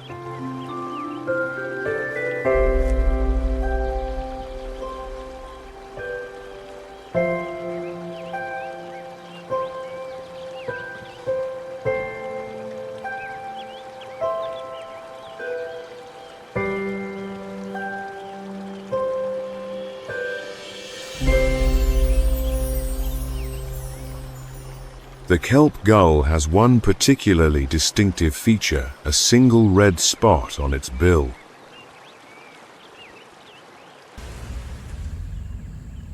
While the Kalahari lies under a nearly cloudless sky, the rains begin their story far away.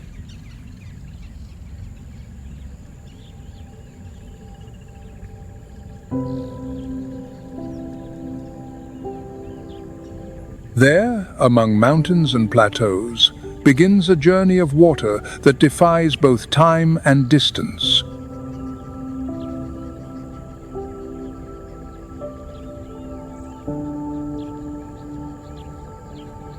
Water that falls at the beginning of the year does not follow a traditional path to the sea.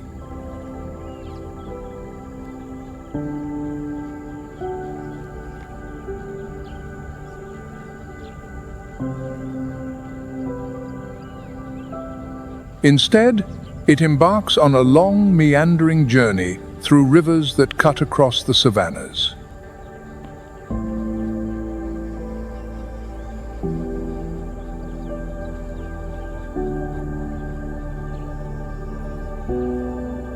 When these waters finally reach the Kalahari, they seem to defy all odds.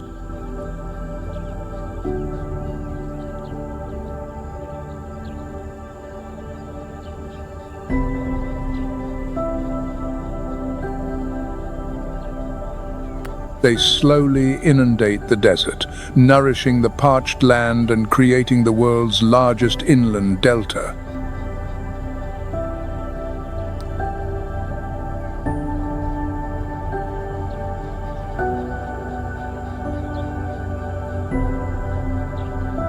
The miracle behind the Okavango Delta begins between January and February, when the rains fall torrentially.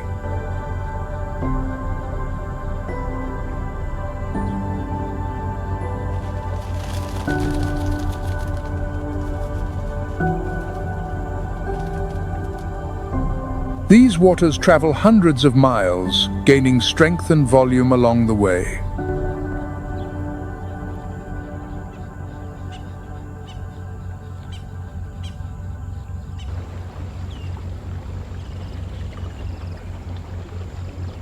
There, instead of continuing toward the ocean, the flow fans out into a web of channels and wetlands.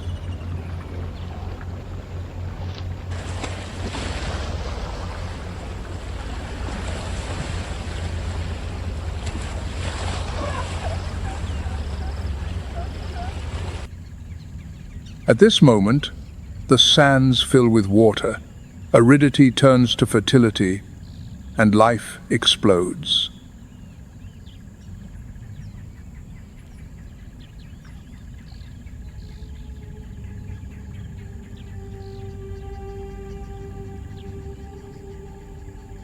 The region's high temperatures cause rapid evaporation and transpiration from plants.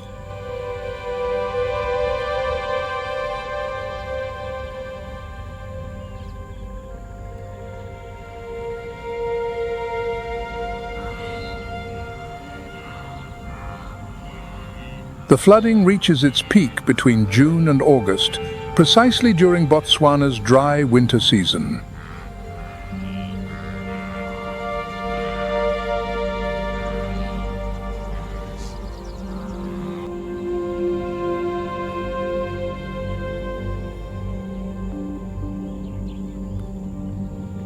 This timing attracts a great congregation of wildlife from vast distances.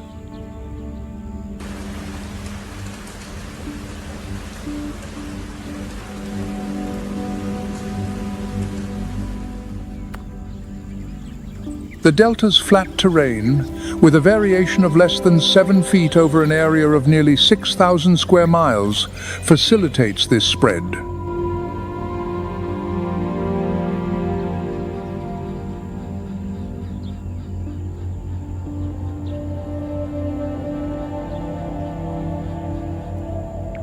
Each year, approximately 2,900 billion gallons of water flow into the Okavango Delta, yet not a single drop reaches another body of water.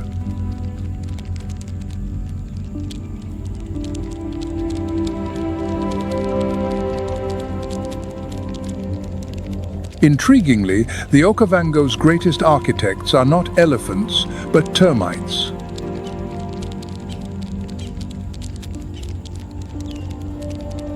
As billions of pounds of water submerge the desert, it is these towering fortresses that become islands of life, the only refuge for terrestrial existence.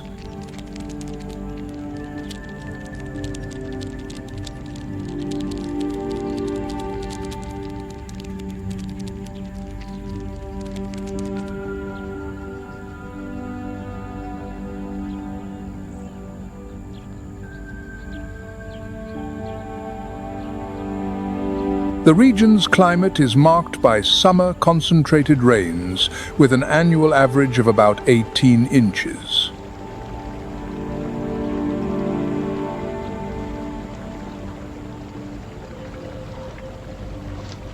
During this period, the extent of the water bodies reaches its maximum, with the widest part of the delta stretching out.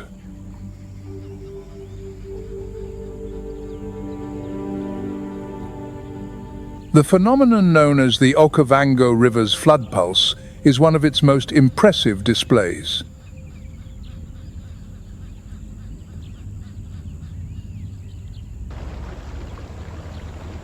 This natural process occurs annually and is responsible for transforming vast areas of dry land.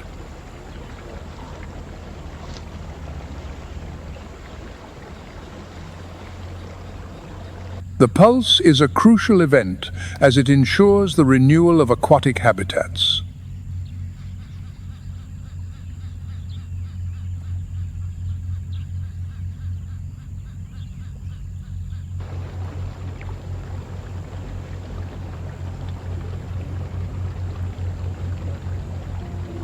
Here is a sanctuary for the continent's largest elephant population, accounting for roughly 1/3 of all elephants in Africa, with immense migratory herds.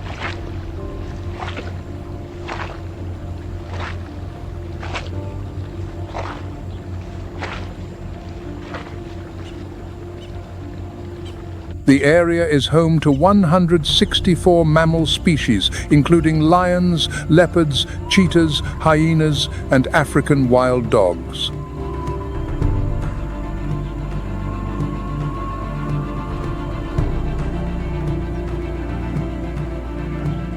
Most of the roughly 200,000 large mammals that roam the delta are not permanent residents.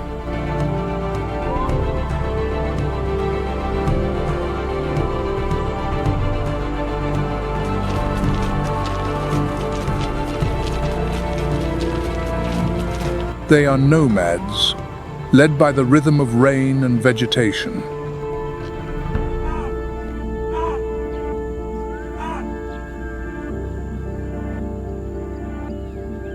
This ecological portrait also contains 157 species of reptiles, from small lizards to the formidable Nile crocodile.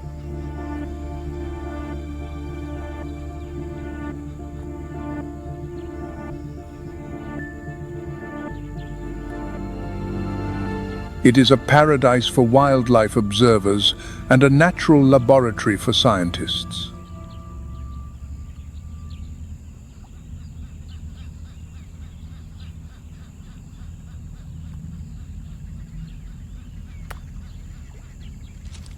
Among the first to arrive are the elephants, the true giants of the savannah.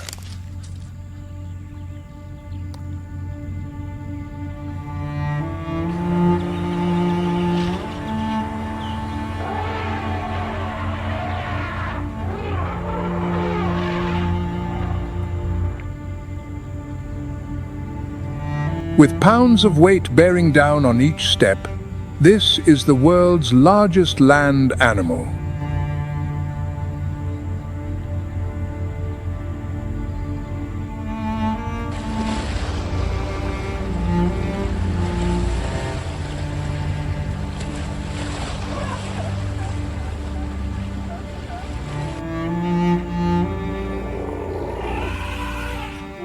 It clears paths through bushes and trees as if they were made of paper.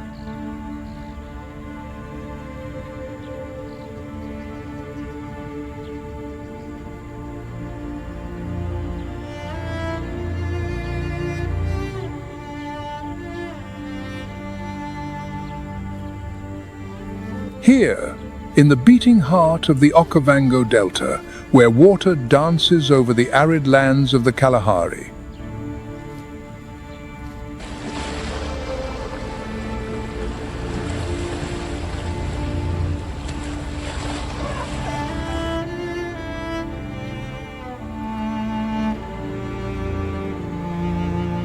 There are more than 130,000 individuals, the largest concentration of African elephants in the world.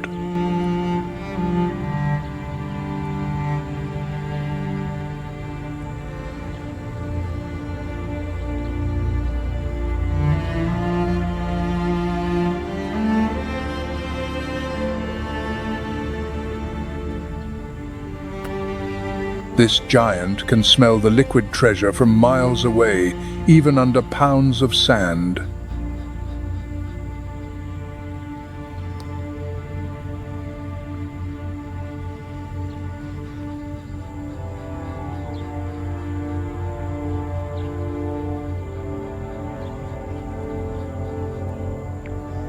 They survive in arid environments like the Okavango Delta and the Kalahari Desert.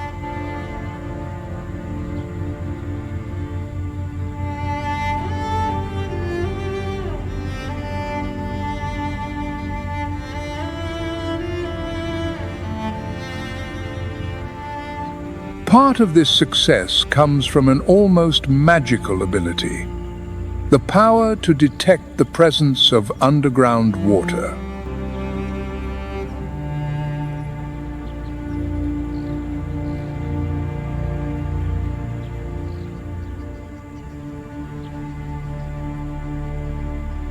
Thanks to an extremely sensitive sense of smell combined with an impressive memory, elephants can identify subtle clues.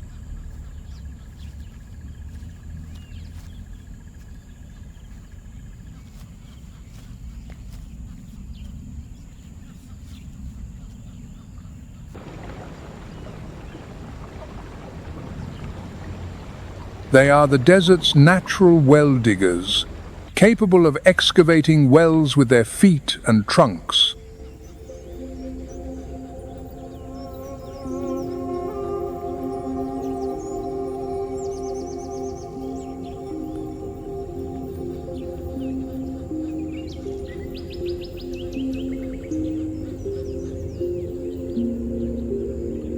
In the Okavango, they find everything they need: fresh water, aquatic vegetation, and shade.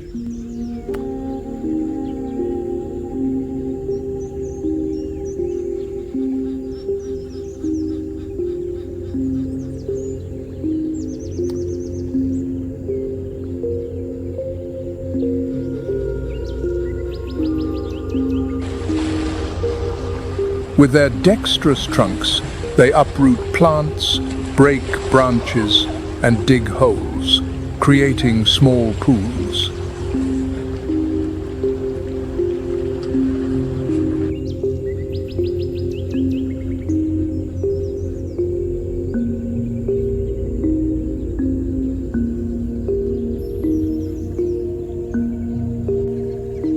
The African elephant is a true colossus, capable of reaching 13 feet at the shoulder and weighing between 12,000 and 14,000 pounds.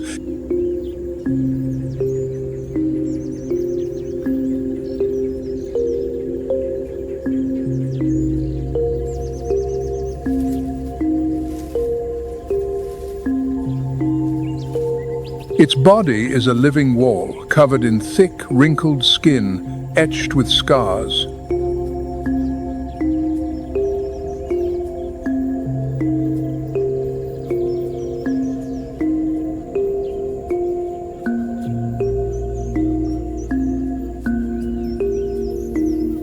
The elephant's immense size is not just a matter of grandeur, it is a survival strategy.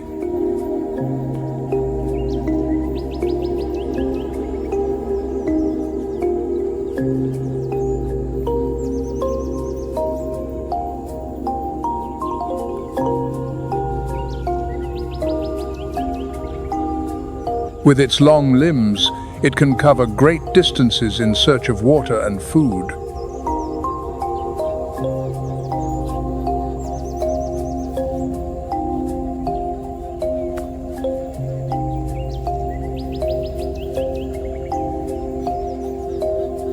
Unlike its Kalahari relatives who live with thermal stress and scarcity, this giant thrives.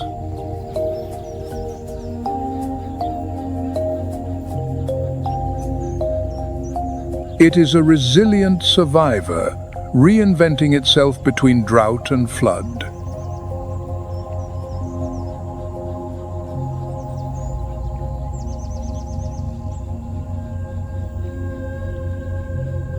A single Okavango elephant can consume up to 440 pounds of vegetation a day.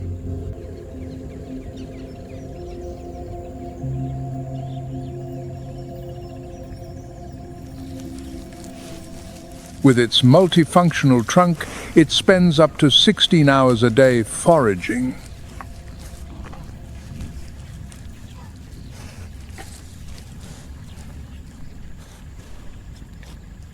And to quench its thirst in an environment where water flows like lifeblood, it needs to drink between 26 and 52 gallons.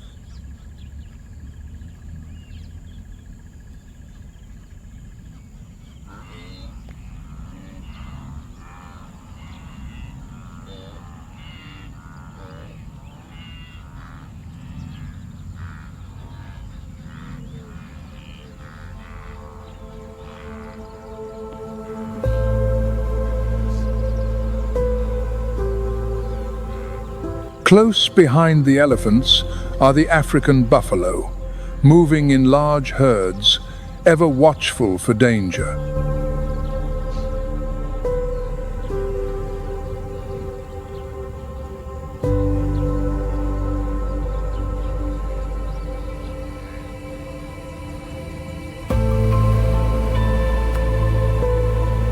These animals form impressive herds that can range from small groups of 20 to 30 individuals.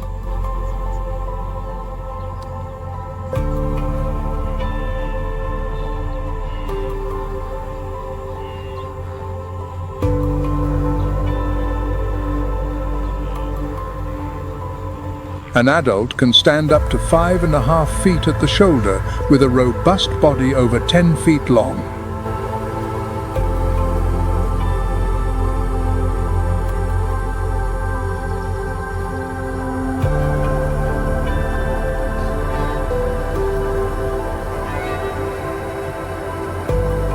They can weigh between 1,760 and 2,200 pounds. They are veritable living walls.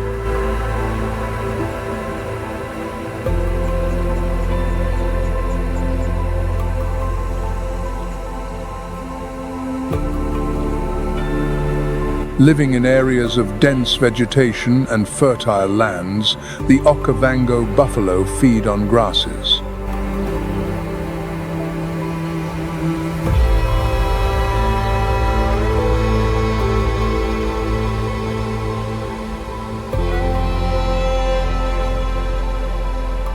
But buffalo are not just voracious eaters. They are crucial pieces on the ecological chessboard.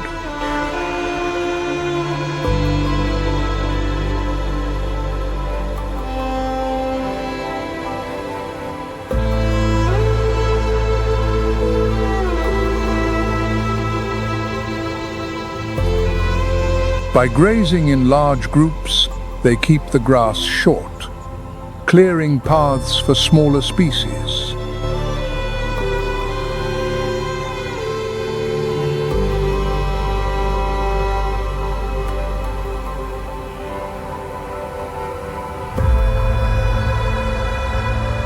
And where there is prey, there are predators.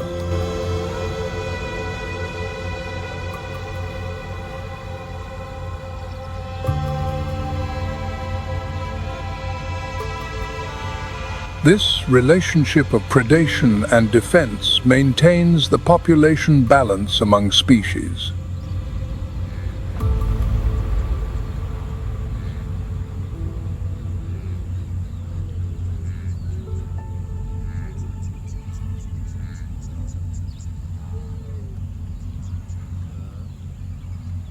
Thus, the Cape buffalo is not merely a robust herbivore.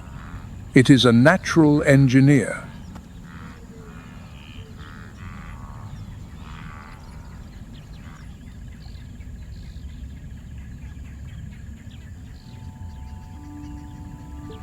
In the wild kingdom of the Okavango Delta, where water shapes the cycles of life,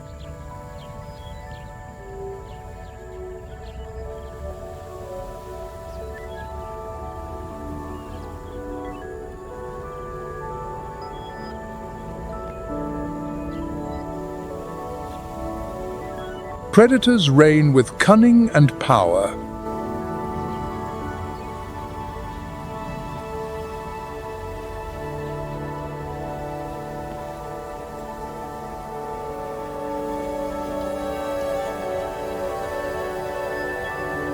This humid sanctuary, one of Africa's richest, is home to a formidable roster of hunters.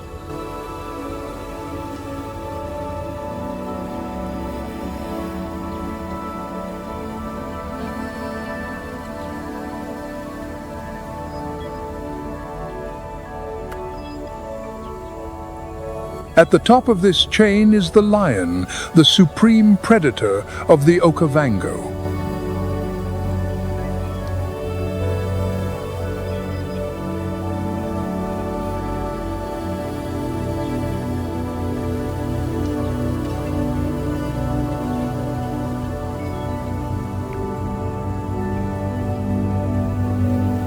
With bodies weighing over 440 pounds and powerful jaws, lions are the brute force of the delta.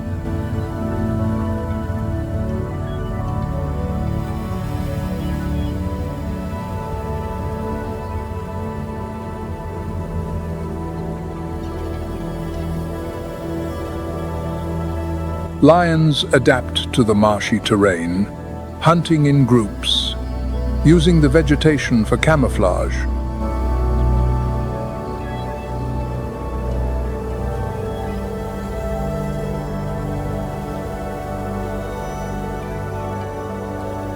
Unlike lions in other regions, these have developed stronger paws for navigating the wet ground.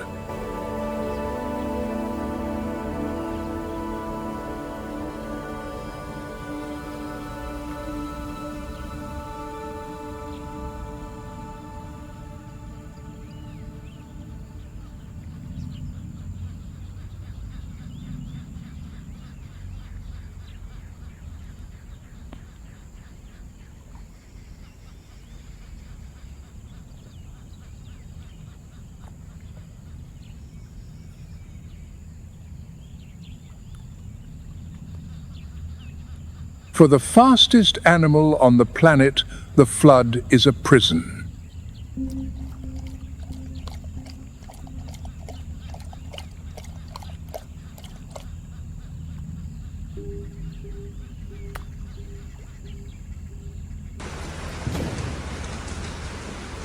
Its advantage of 75 miles per hour becomes useless when the ground turns to marsh.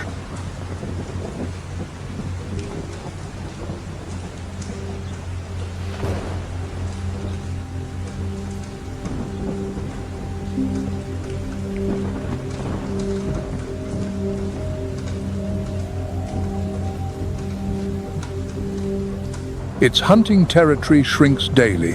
Raising cubs in this waterlogged world is a race against starvation.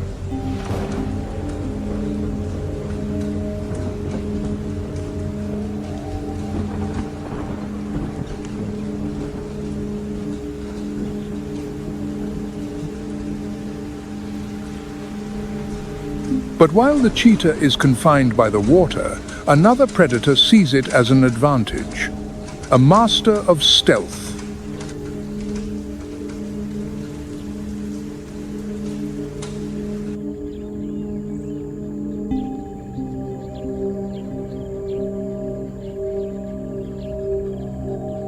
The leopard, unlike the cheetah, it is a solitary and silent hunter.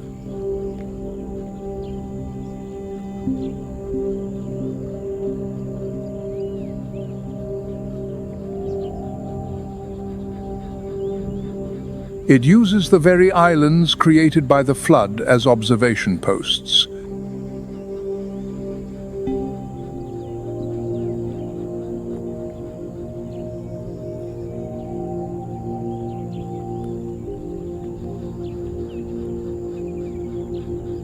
And with wide paws that distribute its weight, it moves through this marshy world with lethal patience.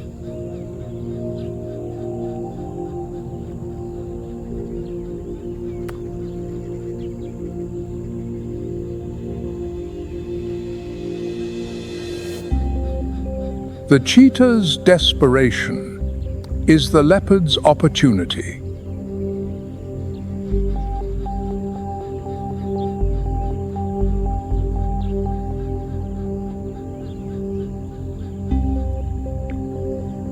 Unlike the cheetah, which relies on speed and relatively open areas,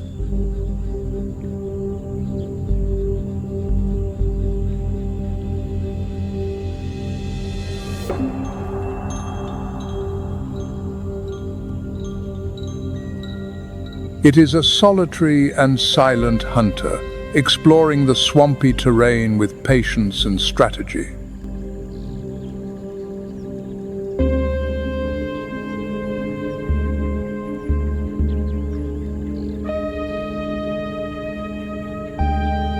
It uses trees not only as shelters, but also as observation posts and safe larders.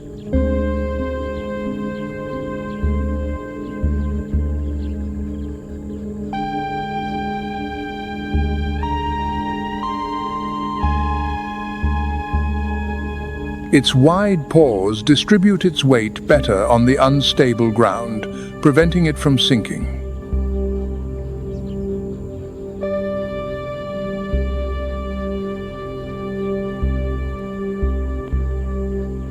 Its flexible diet is also a significant advantage.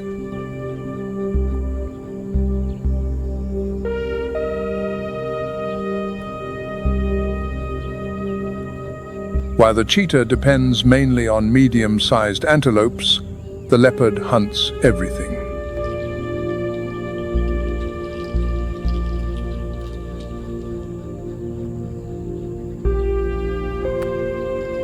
The cheetah, more vulnerable, often avoids confrontations and prefers to hunt at specific times.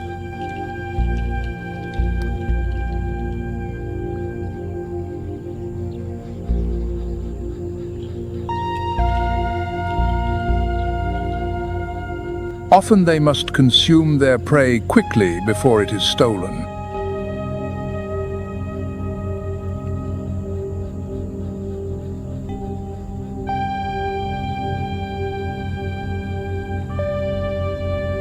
The leopard, on the other hand, stronger and more aggressive, uses stealth as its main defensive weapon.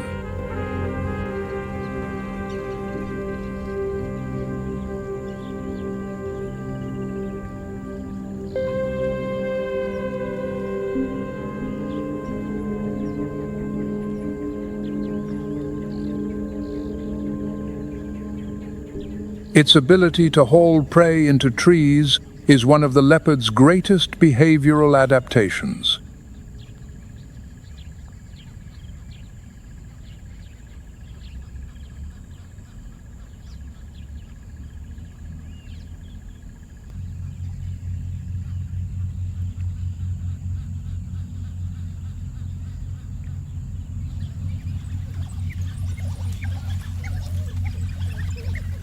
In the Okavango Delta, one of the most impressive and effective hunters is the African wild dog.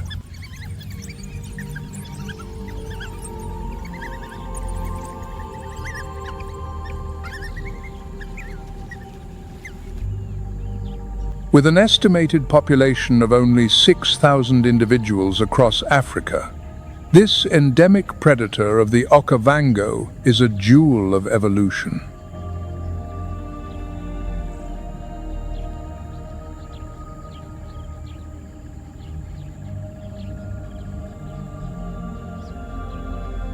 Their strength lies in cooperation and communication, essential for their highly coordinated hunting strategy.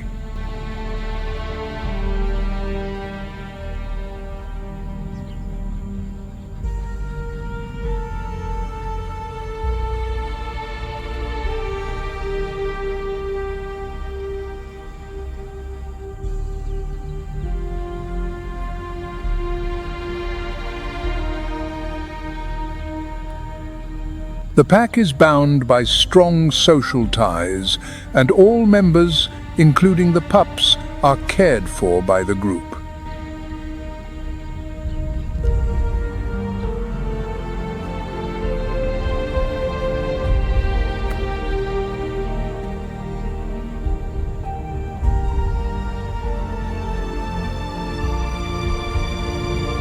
This cooperative behavior extends beyond hunting.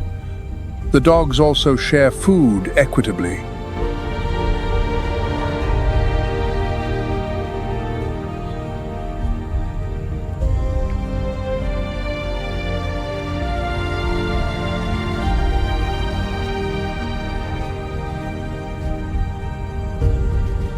Ecologically, wild dogs play a fundamental role in controlling herbivore populations.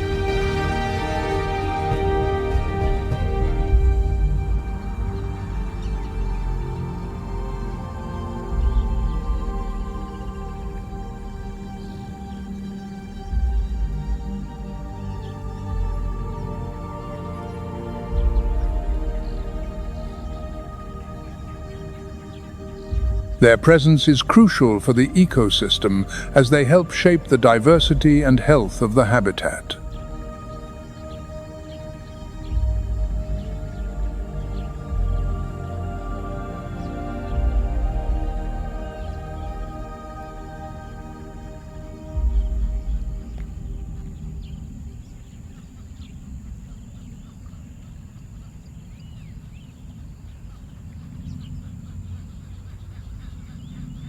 Among the meandering river arteries that cross the vast landscape,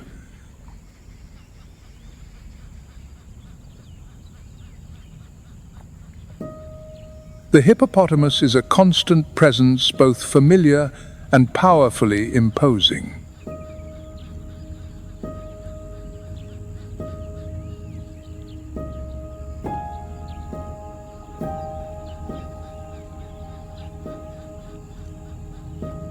An estimated 150,000 hippos are in Africa, with a large concentration in the Okavango.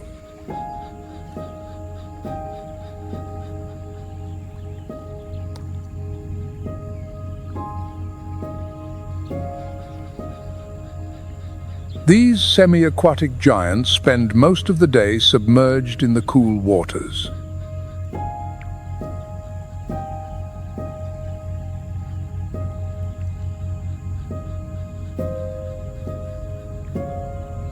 Though often seen floating or walking in the shallows, hippos are highly territorial animals.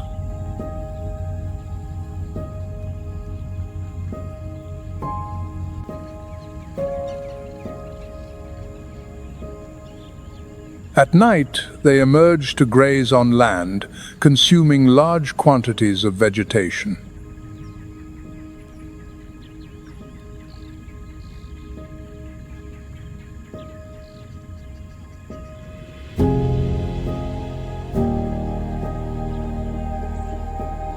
They are true giants of the African fauna. An adult hippo can measure up to 15 feet in length.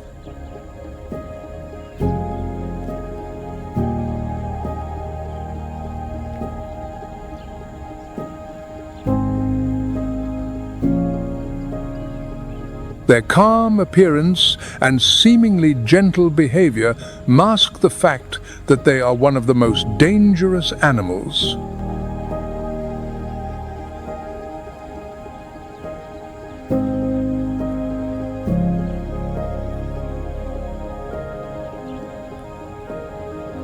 With powerful jaws and sharp canine teeth that can reach 20 inches in length, they are extremely aggressive.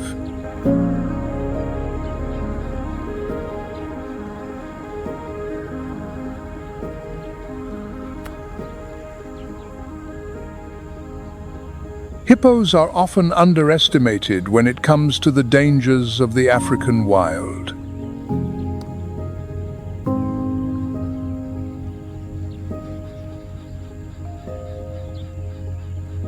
But the reality is that they are one of the most dangerous animals on the continent.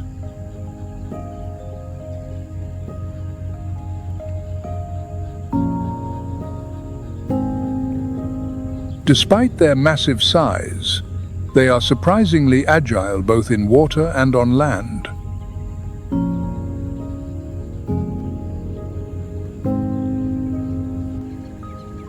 Their combination of size, strength, and speed is unmatched.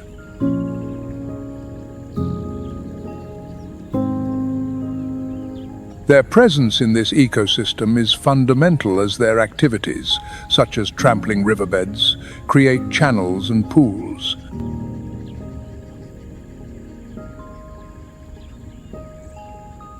One of the most iconic groups of the African savanna thrives in complete harmony.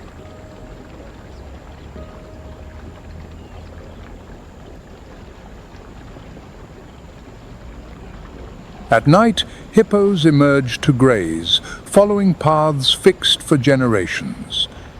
When the flood arrives, these submerged highways become main channels, bringing life deep into the arid land.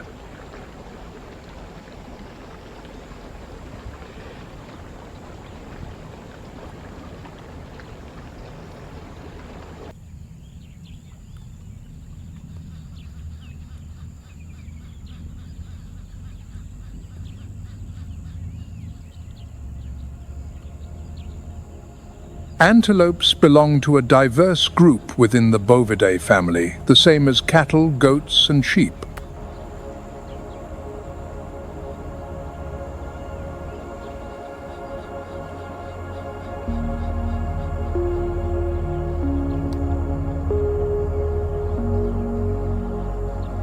One of their main characteristics is a body adapted for running and agility.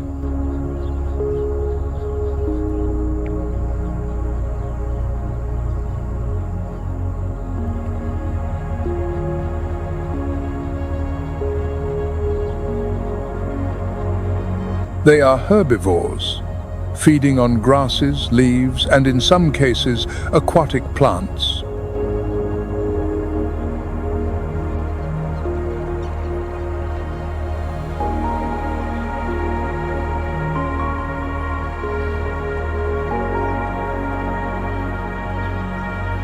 Another trademark is their pair of permanent horns, unlike deer, which shed their antlers annually.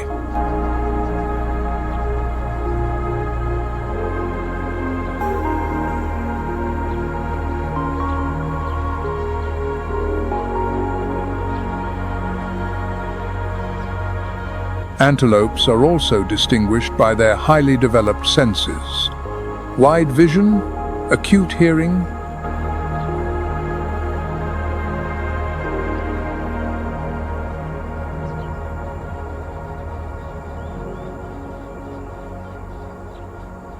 This combination of attributes, motor skills, sensory abilities, and social strategies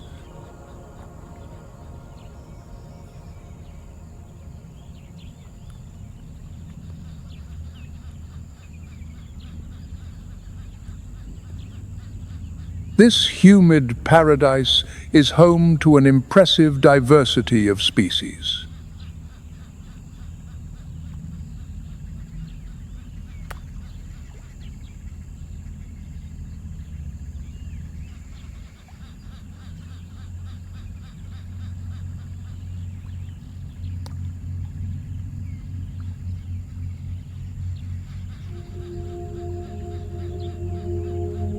Among the most numerous is the black lekwe, a subspecies of the lekwe antelope perfectly adapted.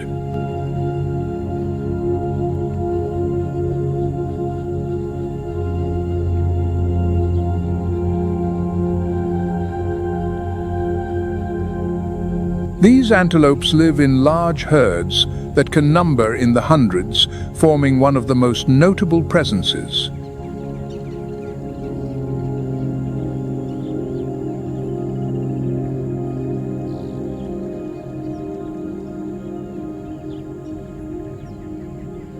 The lechwe is easily recognizable by its golden brown coat with a lighter underside and dark hind legs.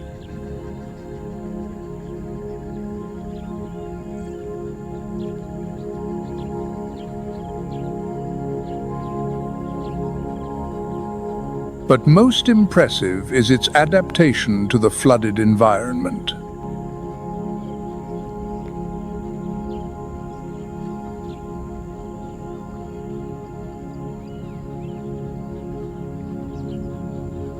Males possess long, lyre-shaped horns used in battles for dominance and territory.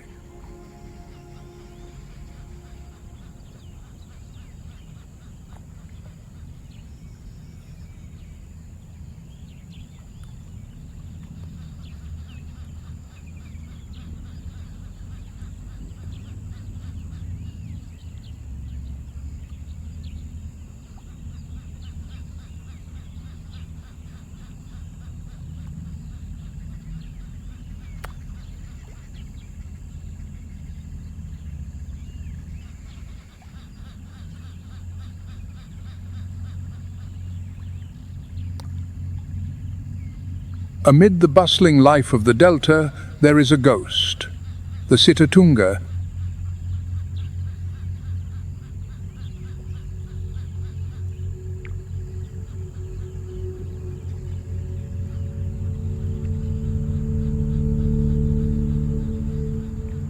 It has a water-repellent, oily coat and specialized hooves for walking on reeds.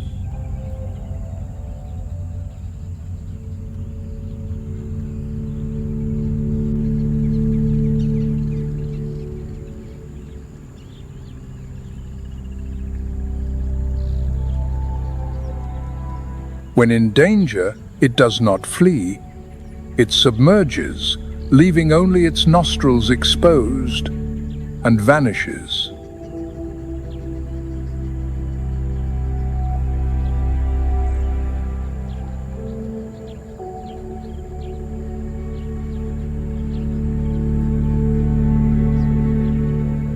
Among the winding channels and mopane forests is one of the most elegant and numerous animals.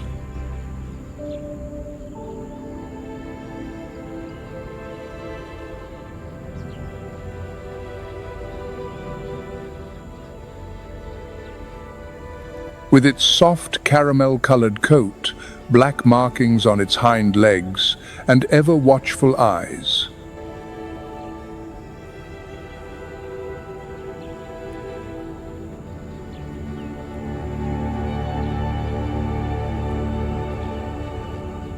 They do not just see danger, they practically feel it.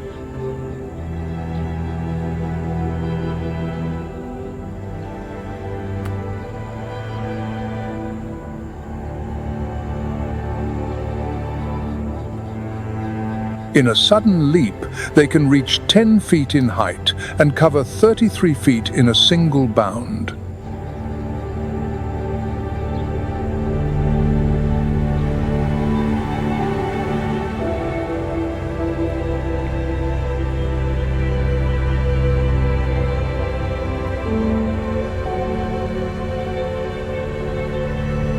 During the mating season, males fight for territory with impressive displays of strength.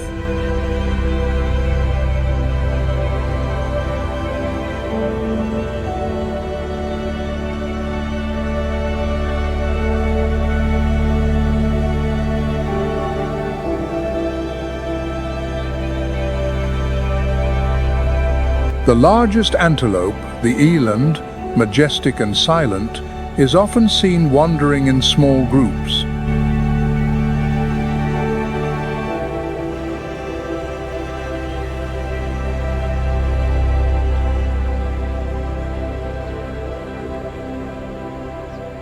Although not the most numerous, its imposing presence makes it unmistakable.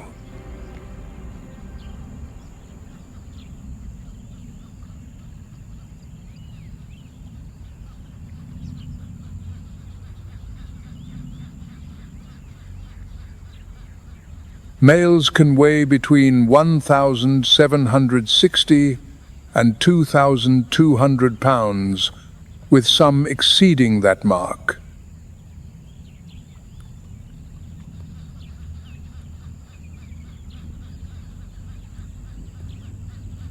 Despite its enormous size, The eland is a surprisingly agile animal.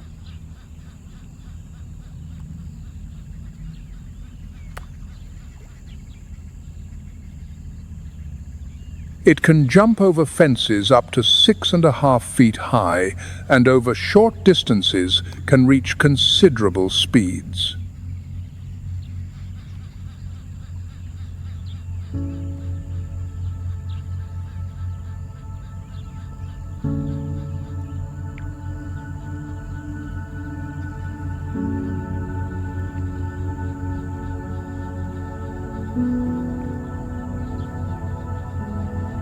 The greater kudu is slightly smaller than the eland, but equally striking in size and unique features.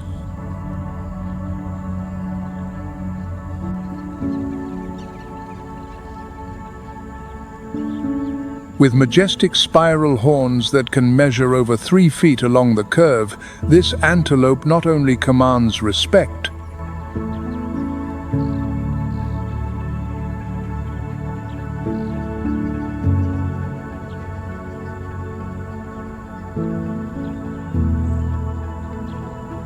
an adult male can stand up to 5 feet 3 inches at the shoulder and weigh between 420 and 595 pounds.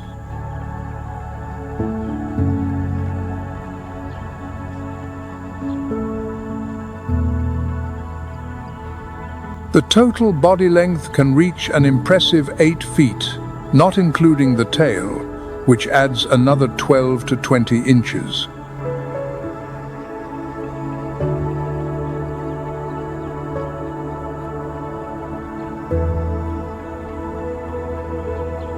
On its back, vertical white stripes run like brushstrokes painted by some ancestral artist.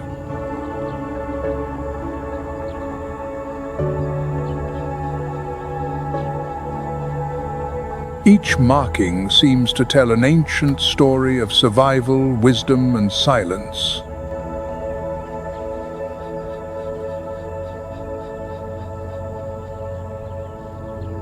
The kudu moves with a surprising lightness for such a robust animal.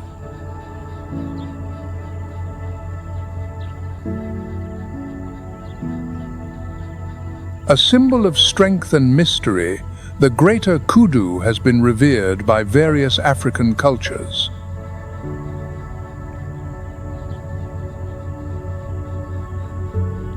Its presence inspires respect not only in its natural predators but also in people.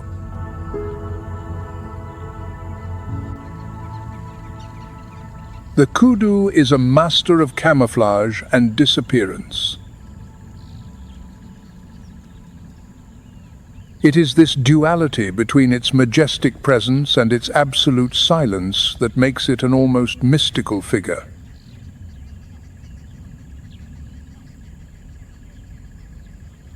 Together, these antelopes not only enrich the visual landscape of the delta, but also sustain the food chain.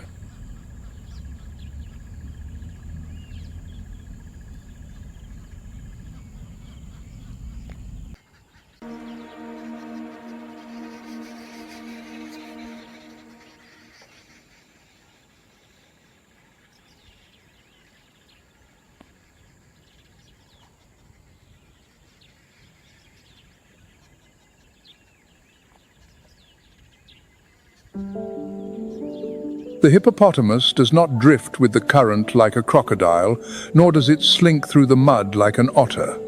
It walks with a steady tread each night from its deep water refuge to the banks to feed.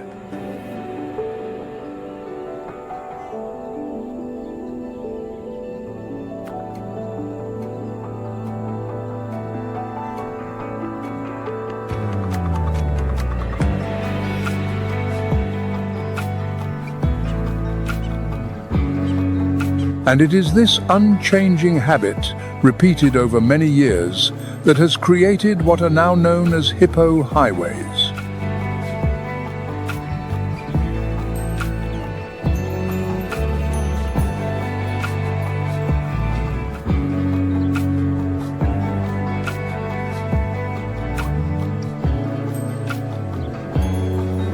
What were initially simple pathways have, over time, evolved into a complex network of channels connecting shallow pools and remote marshes with the delta's central flow.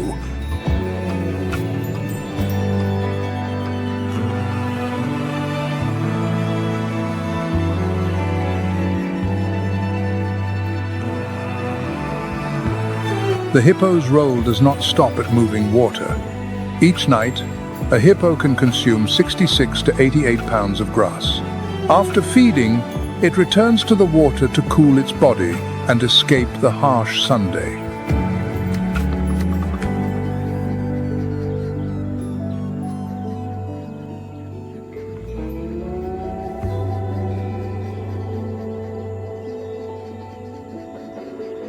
And then, in that water, it releases a large amount of waste, a natural fertilizer rich in nitrogen and phosphorus, which promotes the growth of algae and plankton.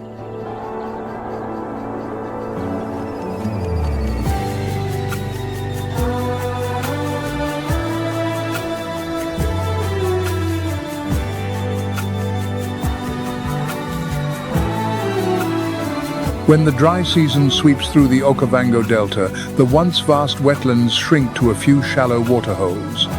Wherever water remains, it becomes a battlefield.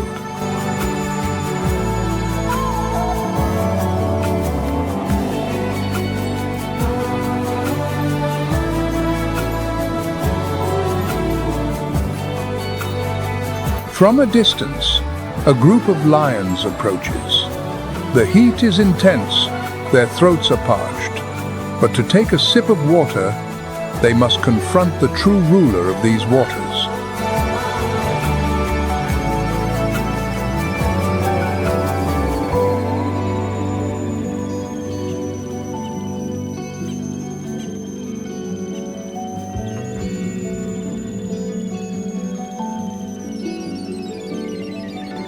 The hippo opens its enormous mouth like a stone gate, revealing dagger-sharp canines. It is not an invitation, it is a challenge.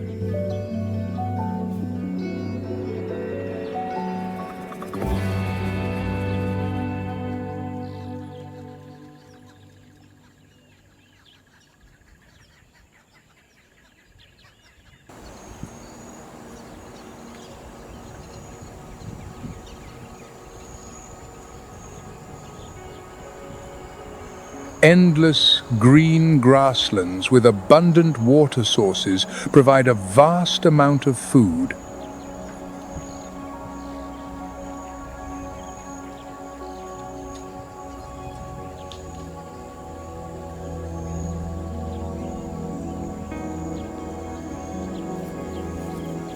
The rainy season in the Serengeti lasts from March to May.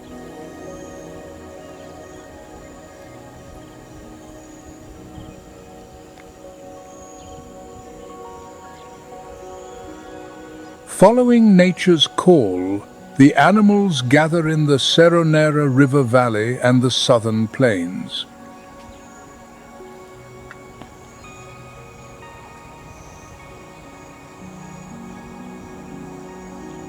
These are the most precious parts of the Serengeti.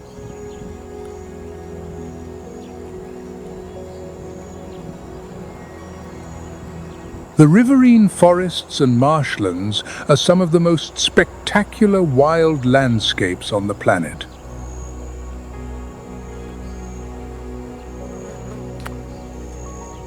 The most common is the wildebeest, an iconic species of the African grasslands.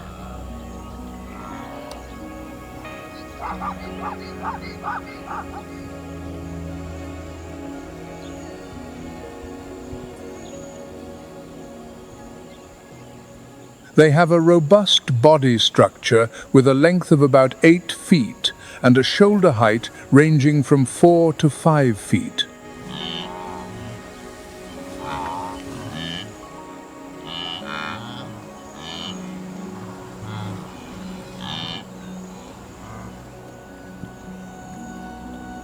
The weight of an adult can reach up to 550 pounds.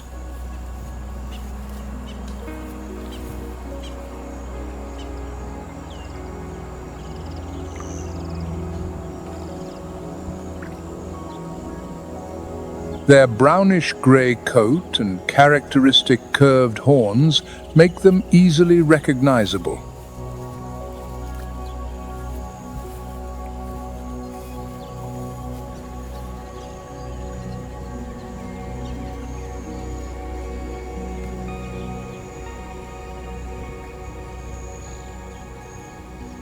In a challenging ecosystem, the wildebeest is a grazer, primarily feeding on the short, young grasses that often sprout after the rains.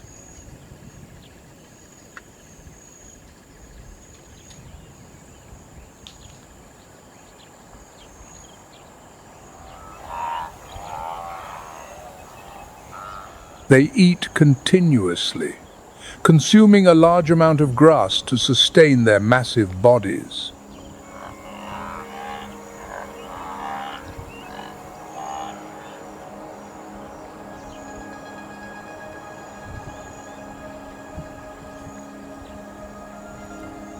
Despite their large size, wildebeest possess an impressive speed when pursued, capable of reaching 50 miles per hour, outpacing many predators.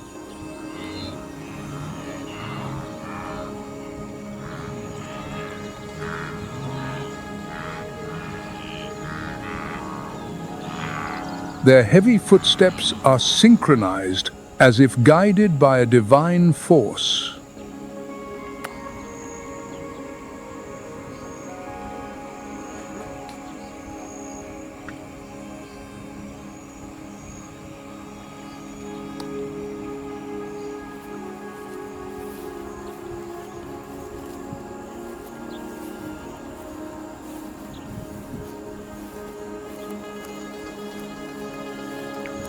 The entire herd moves like a whirlwind, with each individual in the group forming a solid wall against enemies.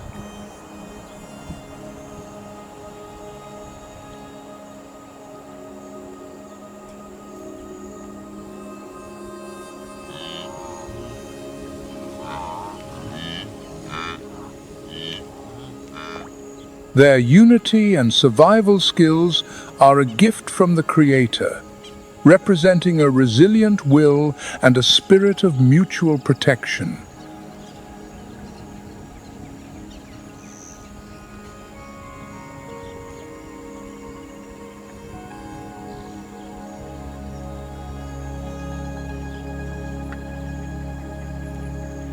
The rainy season marks the largest breeding period for the wildebeest.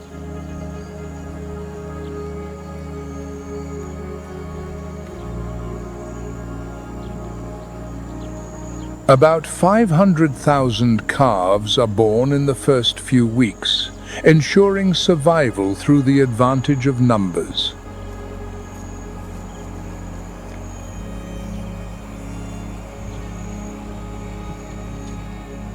What is remarkable is that a calf takes only 10 minutes to stand and can run with the herd just an hour after birth.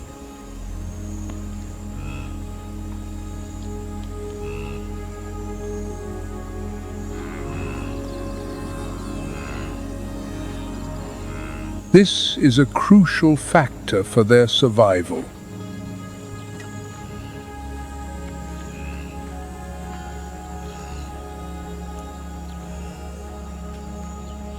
During the 8 to 9 months of gestation, the mothers prepare for this moment, ensuring that the new generation will adapt from the very first moments of life.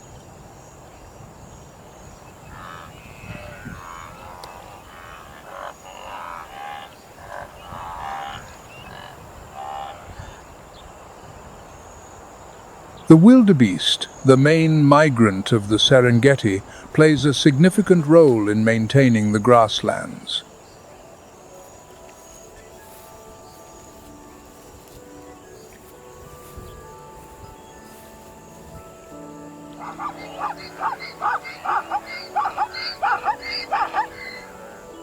The sound of hooves echoes across the savanna.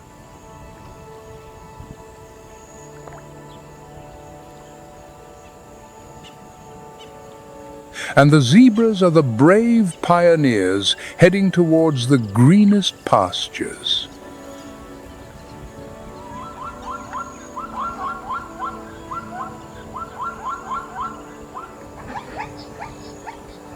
When the young grass sprouts, the whole herd can take advantage of the abundant food source.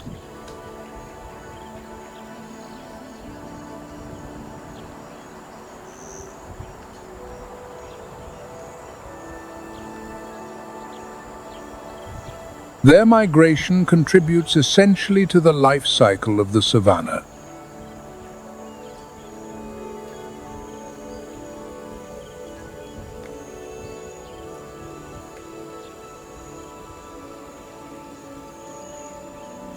Zebras possess a unique coat with black and white stripes, in which no two individuals are exactly alike.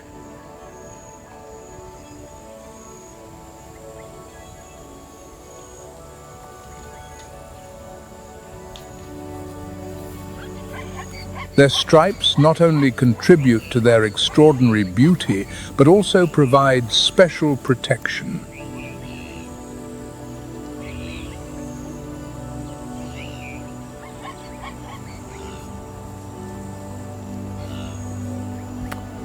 With a body length of 7.5 to 8 feet, a shoulder height of 4 feet, and a weight of 660 to 880 pounds,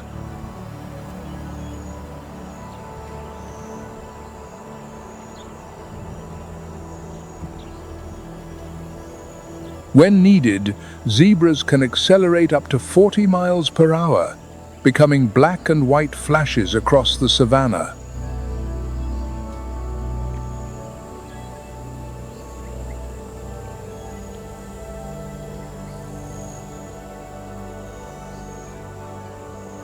Unity is a key factor for their survival.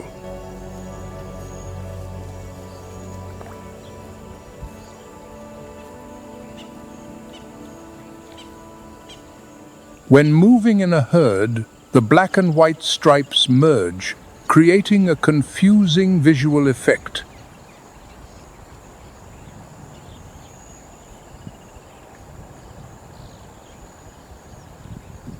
In early March, when green grass covers the plains of the Serengeti and water is abundant, the female zebras begin to give birth.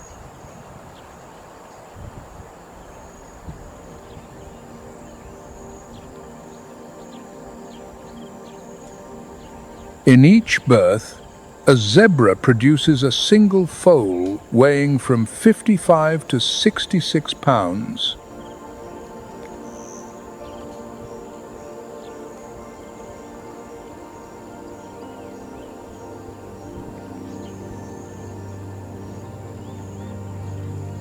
Just 20 minutes after birth, the foal can stand, and after an hour, it can run with its mother to escape from predators.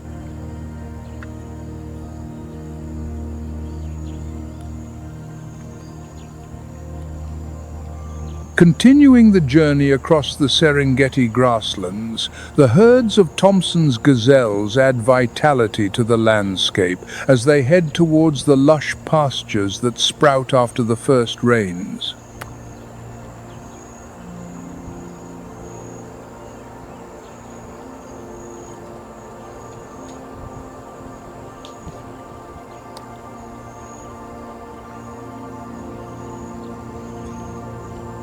Every physical trait and survival behavior reflects their incredible adaptation to the natural environment here.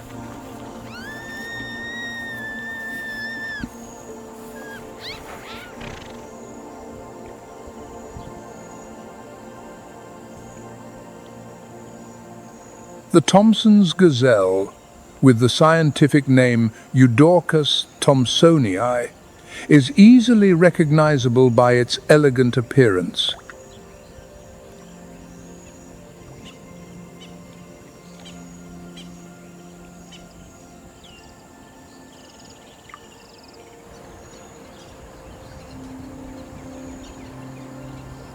They have long, slightly backward curving horns and a characteristic white patch under the tail.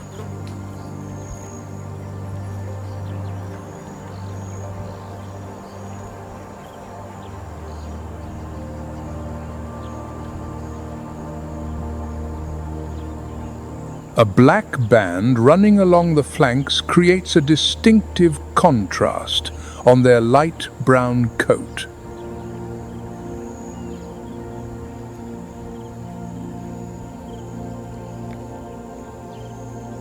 Known as the small flashes of the Serengeti savanna, this small animal possesses an impressive power with a speed reaching up to 50 miles per hour.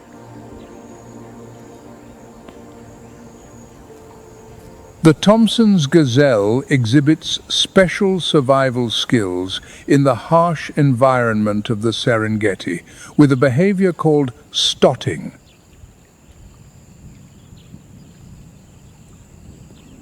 A high jump on all four legs is used as a form of challenging warning to predators.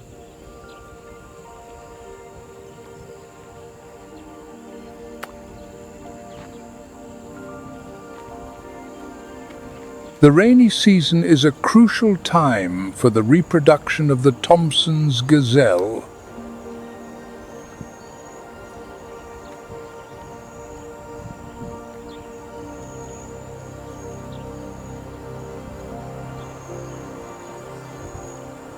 After 5 to 6 months of gestation, the female gives birth to a single calf.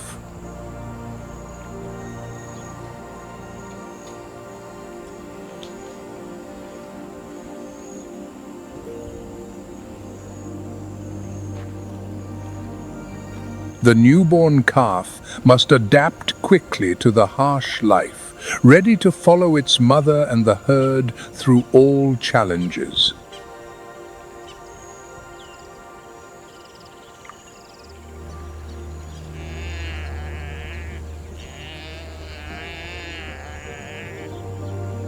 The habit of living in herds provides greater safety for the young, while the strong bond between mother and child is a key factor for survival.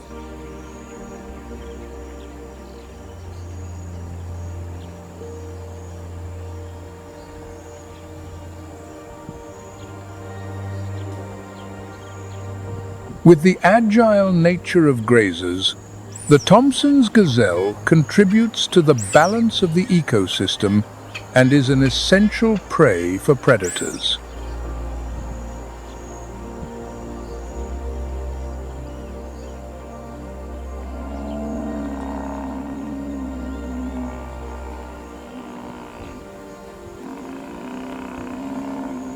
The nimble footsteps of the Thomson's gazelle fade, giving way to the majestic and serene presence of the African buffalo.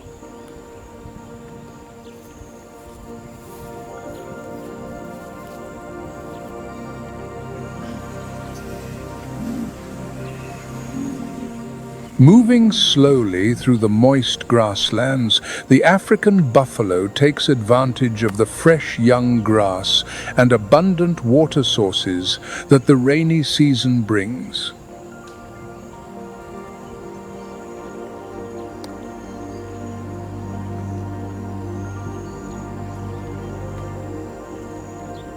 With its enormous size, the buffalo is one of the 5 great icons of Africa.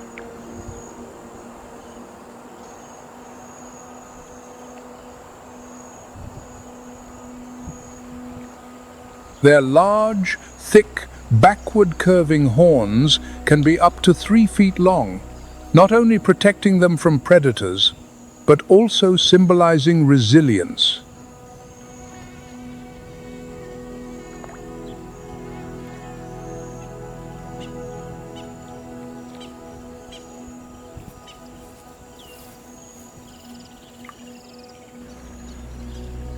Buffalo herds often live in large groups, sometimes up to several hundred individuals, forming a majestic moving wall.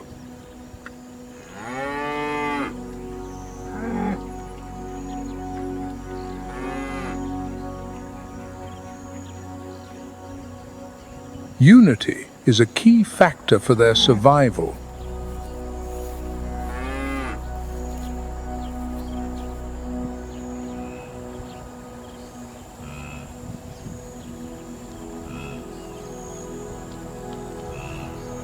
When they feel threatened, the entire herd will gather in a circle to protect the young and weaker members in the center.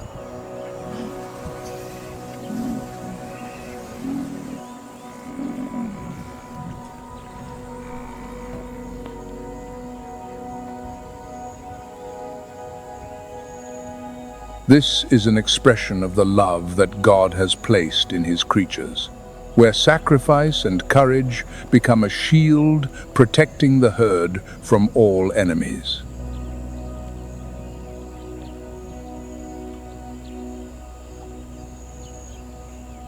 During the rainy season, the buffalo herds not only enjoy grazing on the green grass, but also take advantage of the large water bodies to drink and cool off.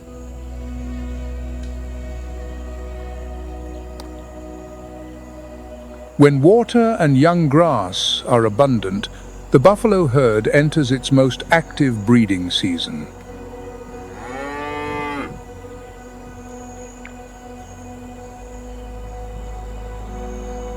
As soon as it is born, the calf quickly stands up and joins the herd, where it is protected thanks to the famous cohesion of this species.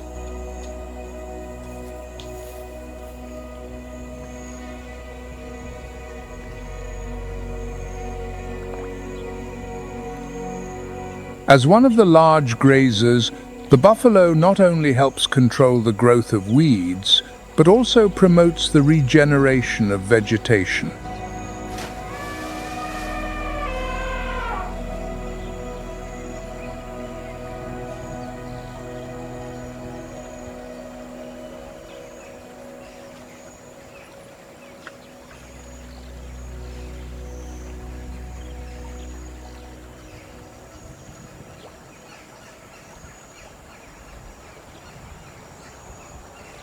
Hidden in the large, full rivers, the hippos, the mysterious giants of the Serengeti, slowly emerge with their enormous size.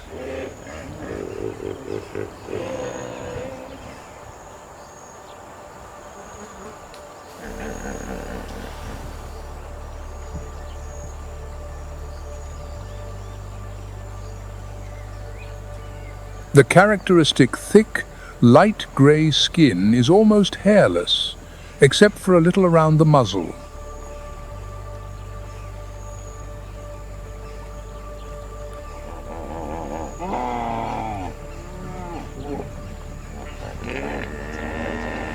A striking feature is their long, sharp canines that can grow up to 20 inches, acting as formidable weapons to defend their territory.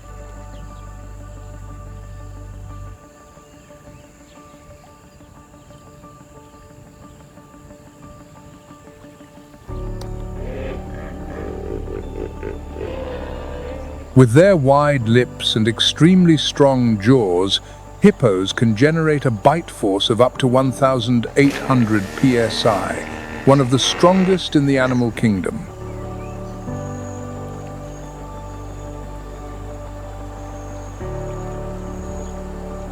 The rainy season not only brings abundant water but also marks the most active breeding period for hippos.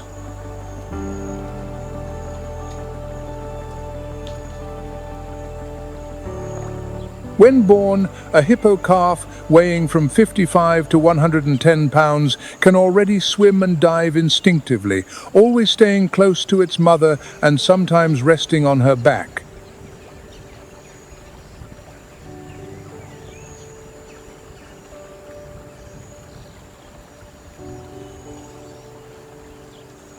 The mother hippo cares for her young with great devotion and is ready to attack any threat that comes near.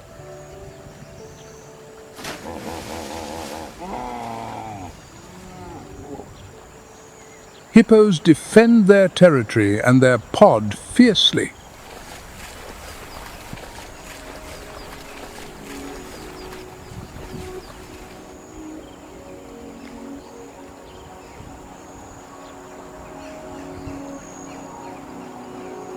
In addition, Hippos create water channels in the rivers and streams and enrich the soil with their waste.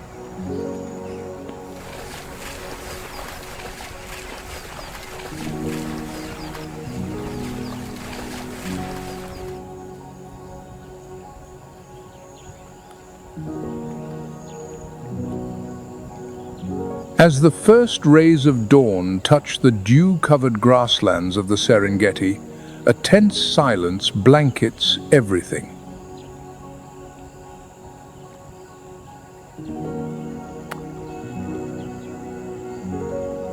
Soundless steps, eyes as sharp as daggers, and movements that glide like ghosts in the early morning mist.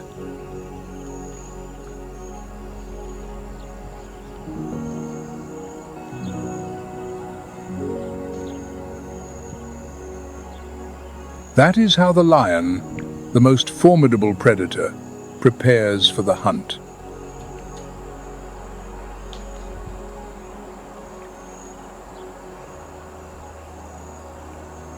Lions rarely hunt alone.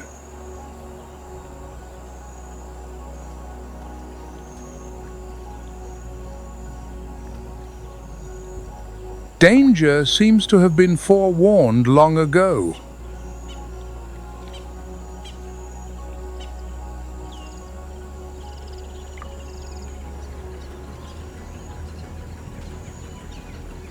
As a highly social animal, the lion often acts in family groups to maximize the efficiency of the hunt.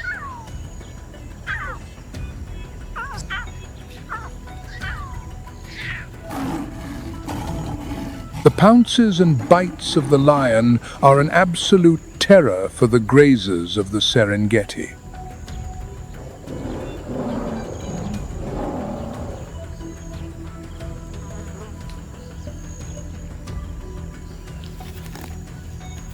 Powerful jaws with a bite force of up to 650 psi allow them to crush the bones of any prey.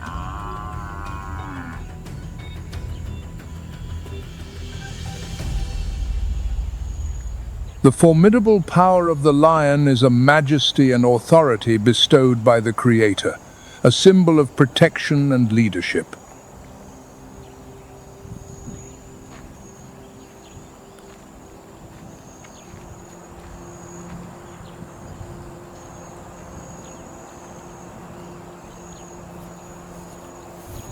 The Serengeti lion is famous for its group hunting abilities, taking advantage of the vast plains to concentrate their attacks on large prey like zebras or wildebeest.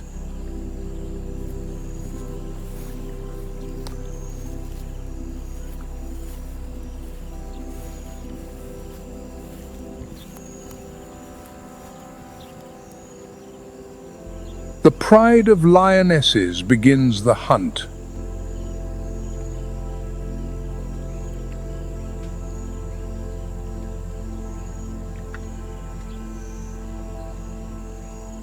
They are often experienced warriors.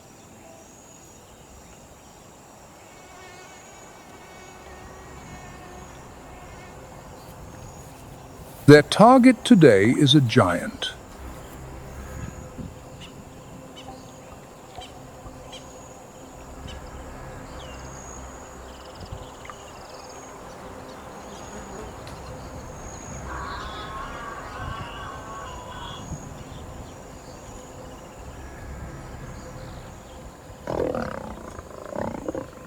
They disperse strategically around the prey.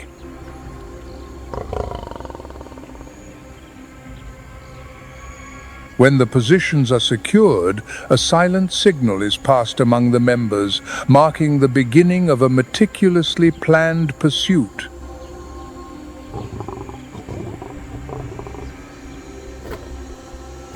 In a lion pride, each member has a defined role.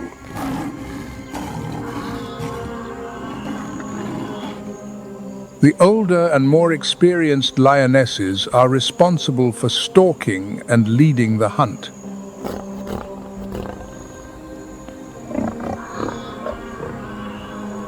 Meanwhile, The younger and more agile lions take on the task of chasing and cornering the prey.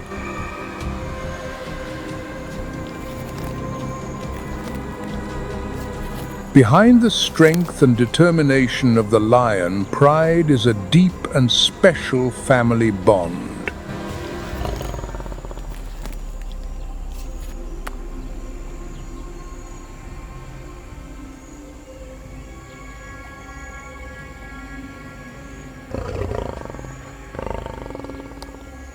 The male lion has the duty of protecting the vast territory where his pride lives.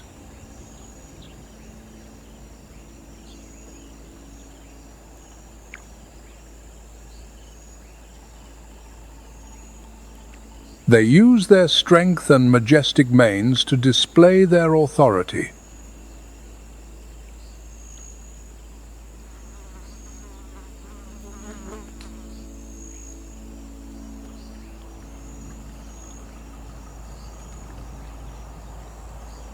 Any intruder, including other male lions who dare to cross the line, will face a fierce battle for survival.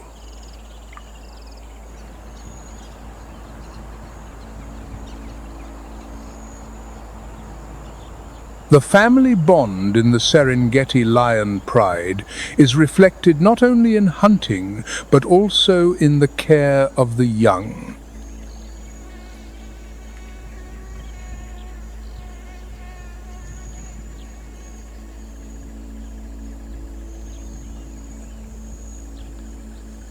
Together, they teach the lion cubs skills such as hunting, vigilance, and self-defense against danger.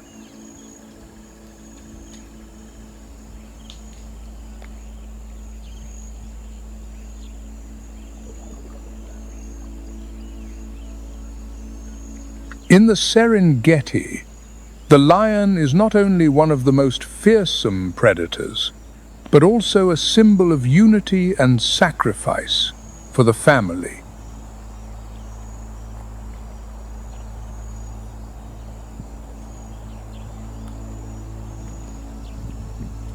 As predators at the top of the food chain, lions play a crucial role in regulating the numbers of grazers and prey, ensuring the natural balance of the ecosystem.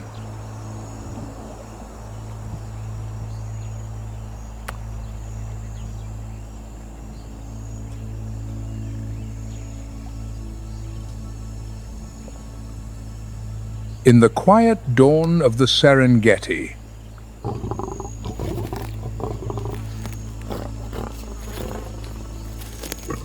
as the lion pride finishes its hunt and begins to enjoy its prize,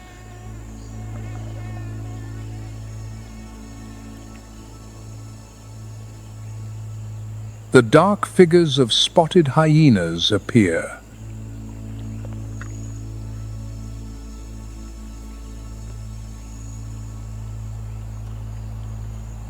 Known as the masters of patience and the art of scavenging, the spotted hyena, with its extremely strong jaws capable of generating a tremendous bite force, shows no fear in confronting a formidable predator like the lion.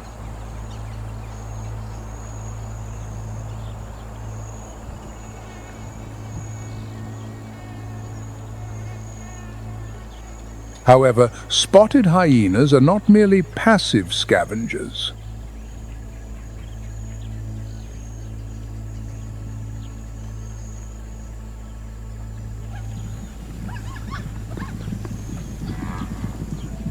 They stand out for their organization and meticulous strategy.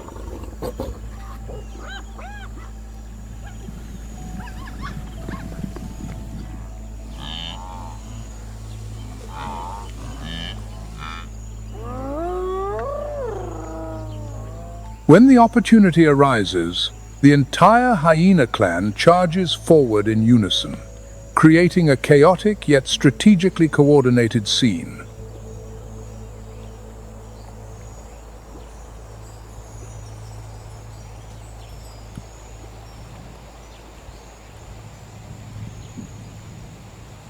Although they are fearsome predators with ruthless power, spotted hyenas also have a vulnerable and tender side.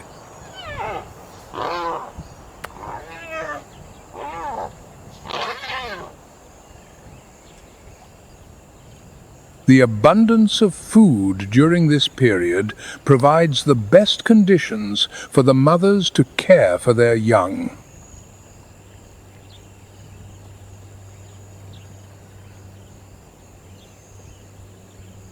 The helpless pups, born blind, spend their first weeks in darkness, completely dependent on their mother's milk to survive.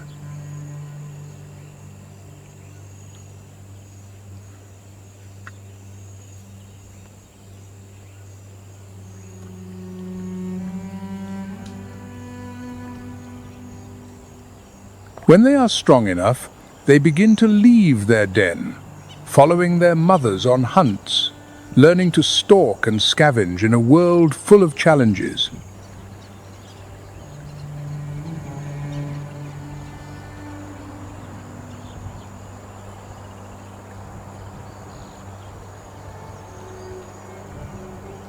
At the end of the rainy season, the grasslands of the Serengeti change their appearance, giving way to the scorching heat of the first dry season in June.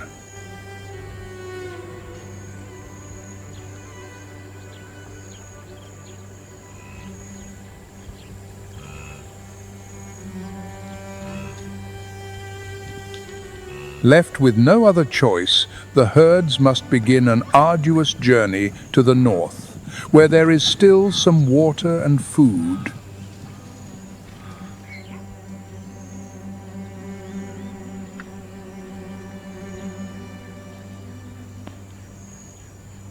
This difficult journey lasts from June to September.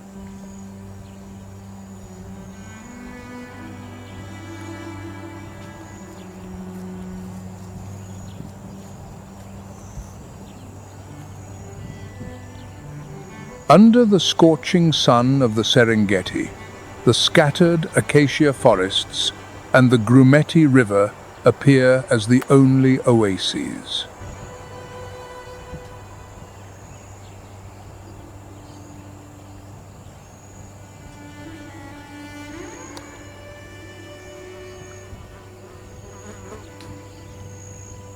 The high canopies of the acacia trees provide shade, offering a precious respite amidst the harsh drought of the savanna.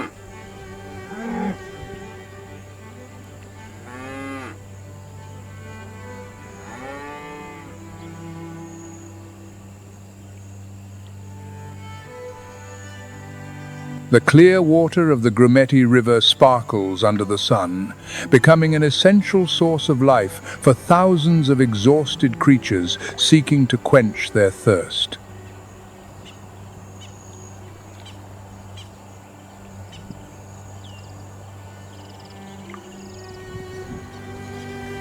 The herds gather along the riverbanks, ever vigilant as they cautiously drink this precious water.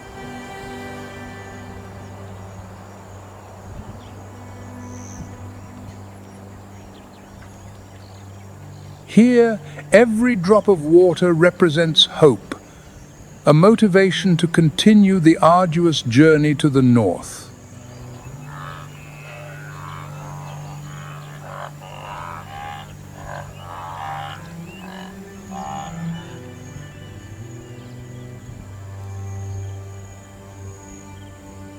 The serene giants of the savanna, the Maasai giraffes, stand alone under the tall acacia trees with a calm gaze directed upwards.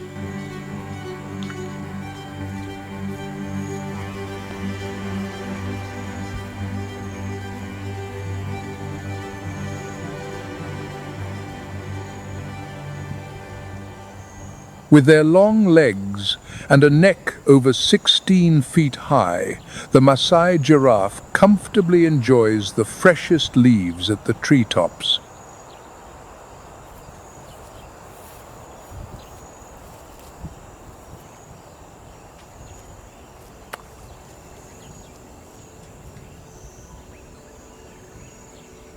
Its tongue is extremely flexible, allowing it to reach the most difficult leaves.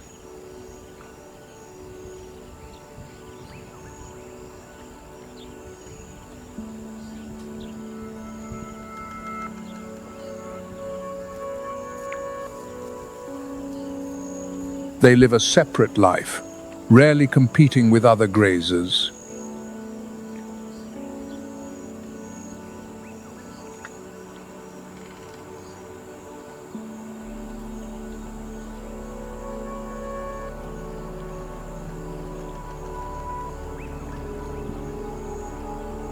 By eating leaves at a height that other species cannot reach, giraffes help control the growth of the trees.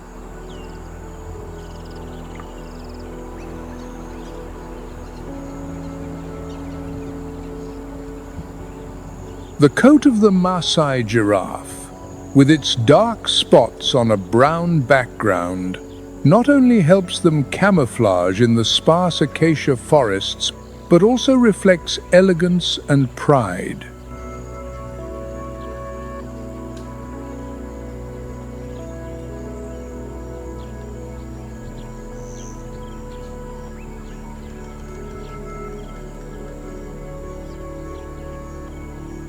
Their large eyes and sensitive ears allow them to detect movements from afar, giving them time to escape any threat.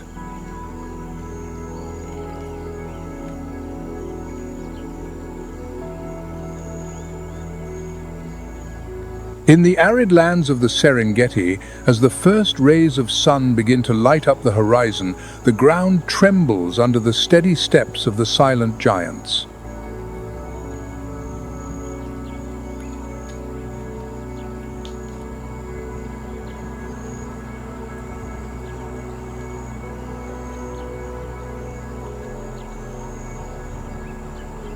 The African elephant, a symbol of strength and pride on the savannah.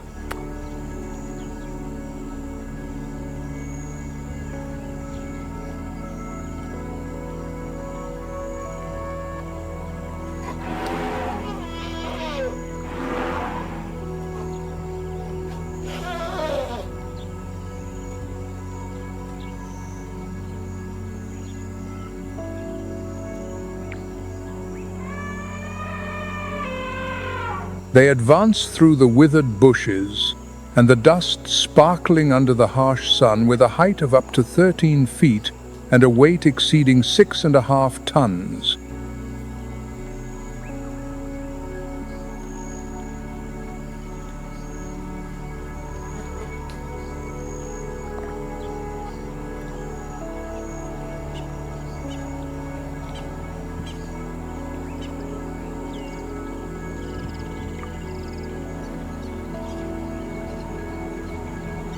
Their flexible trunk, consisting of 40,000 muscles, works tirelessly, acting as a magical tool, gentle yet extremely powerful.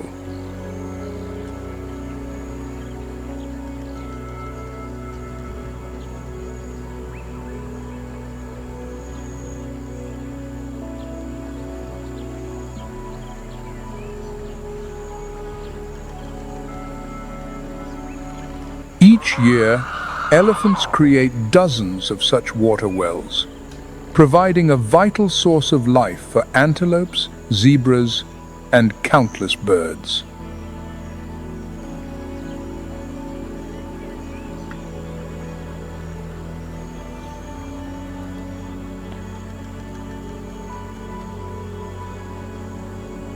The elephant herd continues its journey to the north, clearing a path as they pass through areas of dense vegetation.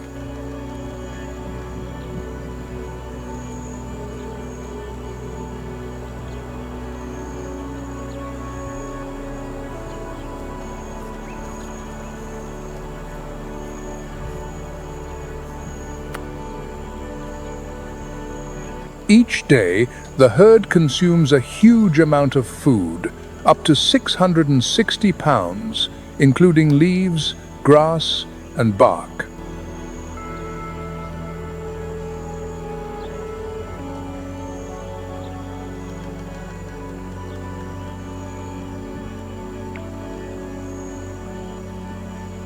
On their journey, they act as natural sows.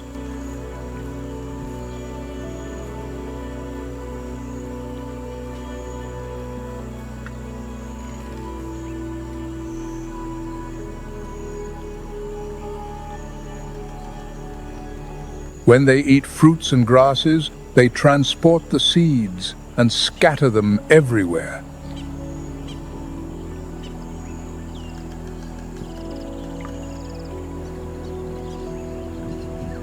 Not just silent giants, elephants also symbolize unbreakable love and unity.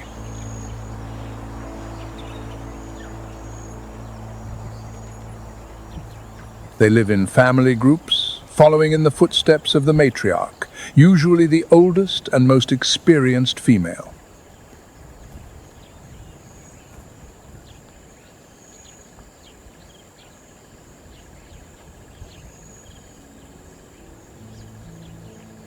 When a vulnerable member needs protection, the other elephants form a solid circle around it.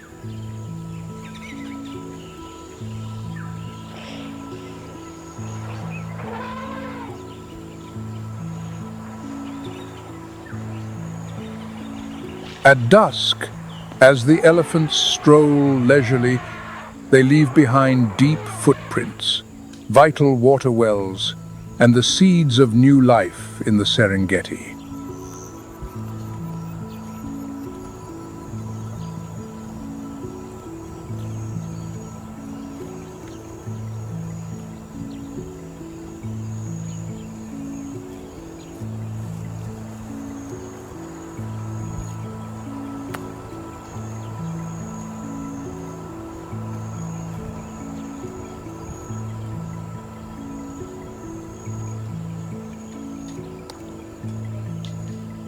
Nature always finds a way to express its diversity, and not all reptiles are small in size.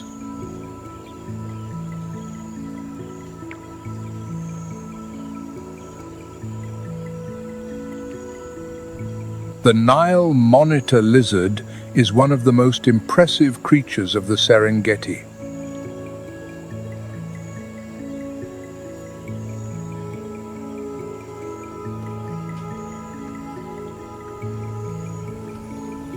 The largest individuals can reach a length of 7 feet and weigh from 33 to 44 pounds.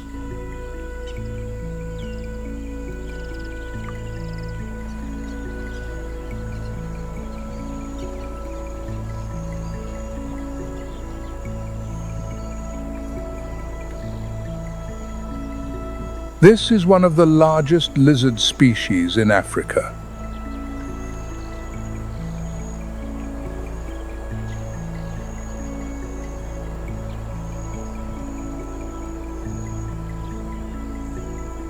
The Nile monitor has an extraordinary ability to adapt.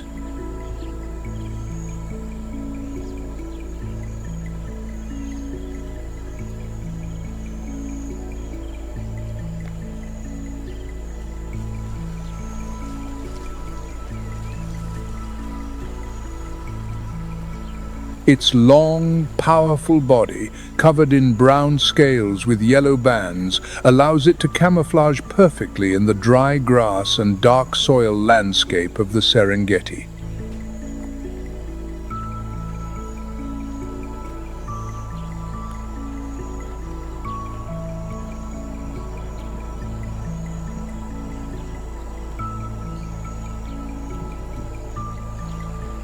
In addition, it is an expert swimmer, reaching speeds of up to 6 miles per hour.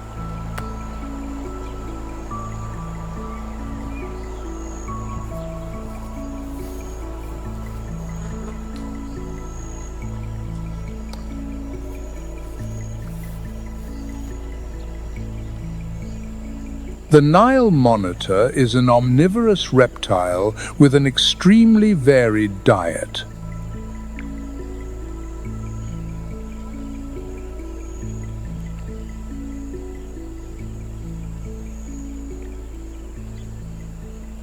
Its food includes fish, amphibians like frogs, large insects, birds, and especially bird and turtle eggs.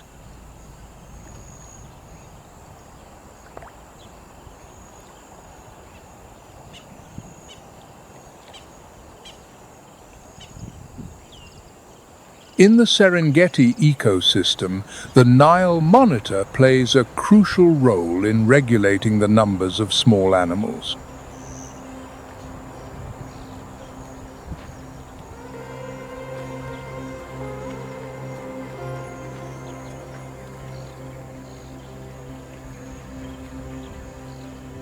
They act as silent guardians in the riverine areas, preventing the overgrowth of pest species.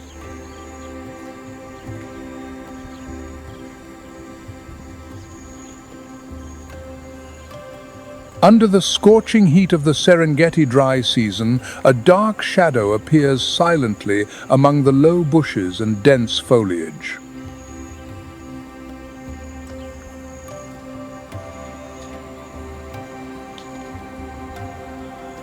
The leopard is the embodiment of perfection in the art of stalking and ferocity.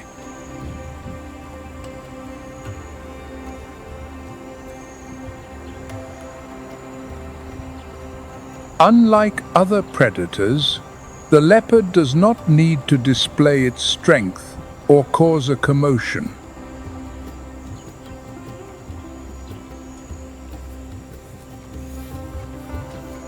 On the open plains, the leopard skillfully uses the dry bushes and shade to camouflage itself.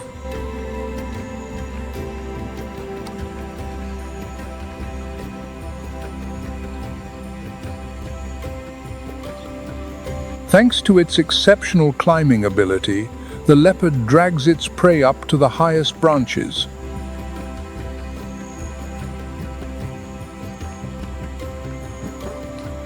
Under the dense foliage, the Serengeti leopard enjoys its reward in absolute tranquility.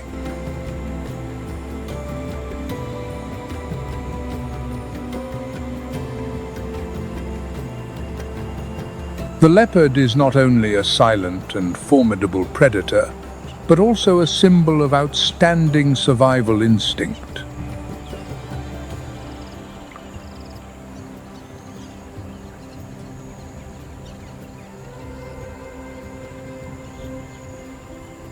As a solitary predator, the leopard plays a crucial role in regulating the numbers of small animals.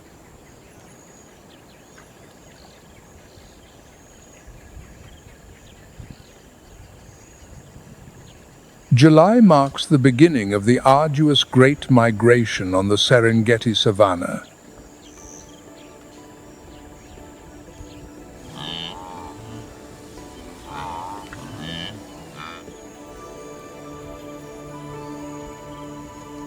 Over 1.2 million wildebeest, along with 750,000 zebras and countless other antelope herds.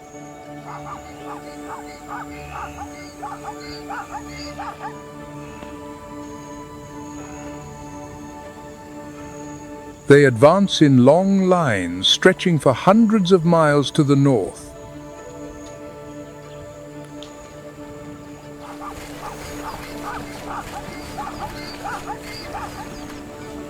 The most difficult challenge of this journey is the Mara River, the last formidable barrier with its murky and still waters, which, however, hide deadly dangers.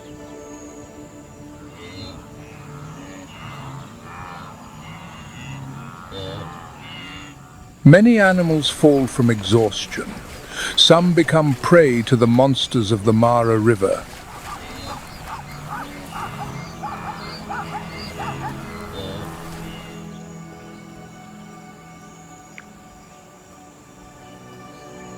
Faced with the dangerous Mara River, the Grant's gazelle does not rush like the other species.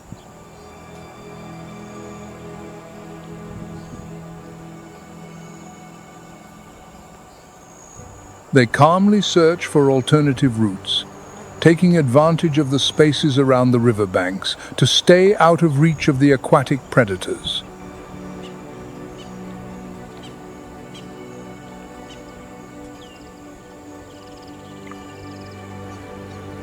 A sandy-colored coat covers their entire body, helping them blend into the dry grasslands of the Serengeti.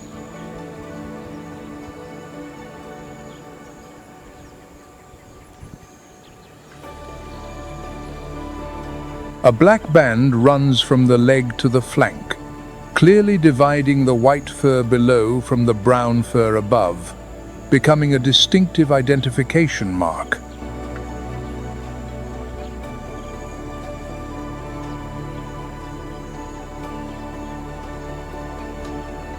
Both males and females have smooth, spirally curved horns.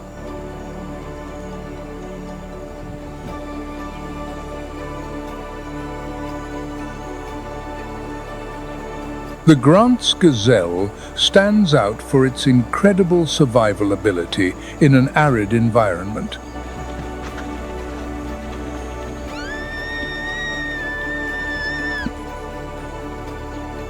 Instead of risking crossing the Mara River to find water, this species can obtain all the water it needs from the plants it eats.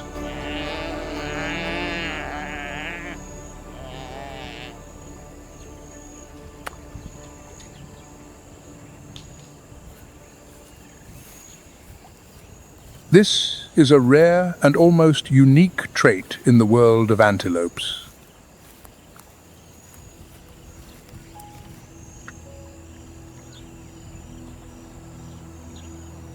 With their excellent speed, they easily evade dangers both in the water and on land.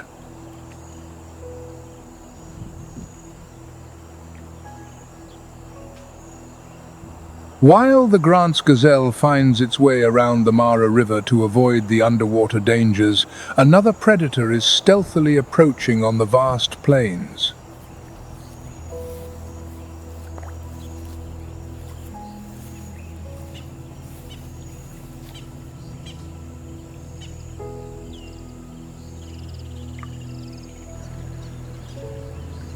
After the intense chases on the savannah, when the dry heat of the dry season still lingers, signs of change begin to appear.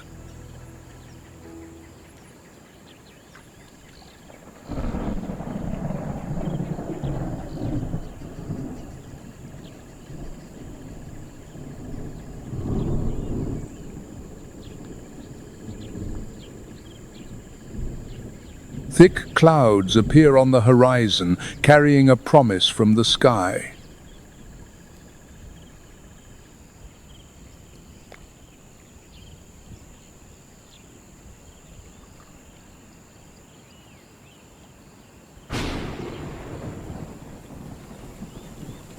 October arrives, and with it the short, rainy season. A powerful transition that awakens life and soothes the harsh traces of nature.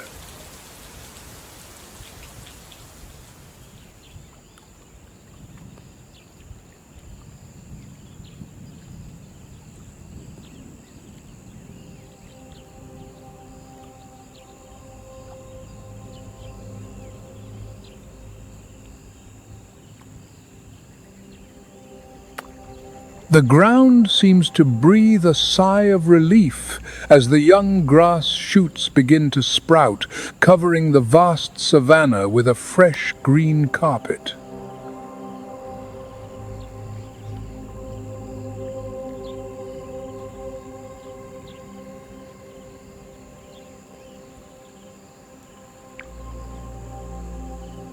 In response to nature's call, the herds once again begin their migration to the promised land, where an abundant life awaits them.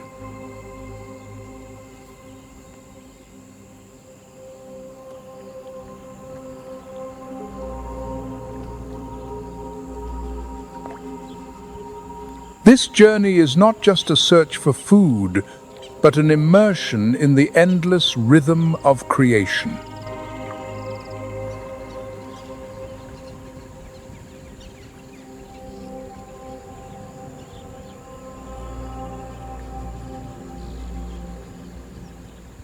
When December arrives, The migratory cycle closes with the return of the dry season.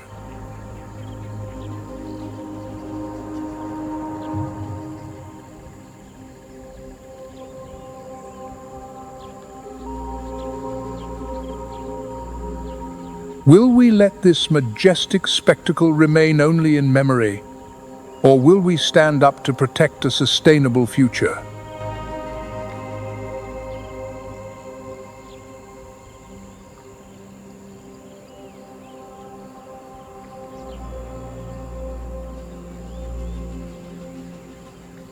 An urgent cry for help echoes from the Serengeti, where the largest migrations on the planet are under threat.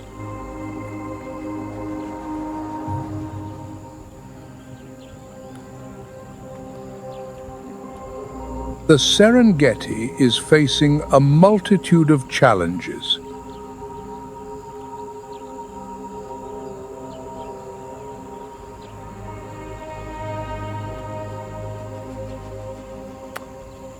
These problems not only come from natural phenomena, but also silently arise from the invisible interventions of man.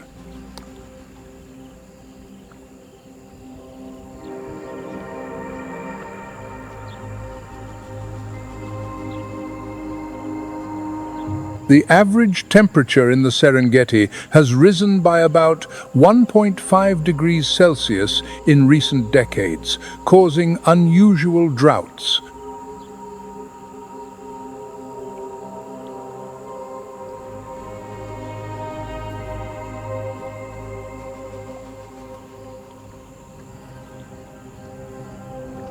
More alarmingly, in the last 40 years, the number of large mammal species in the Serengeti has decreased by 70 to 90%.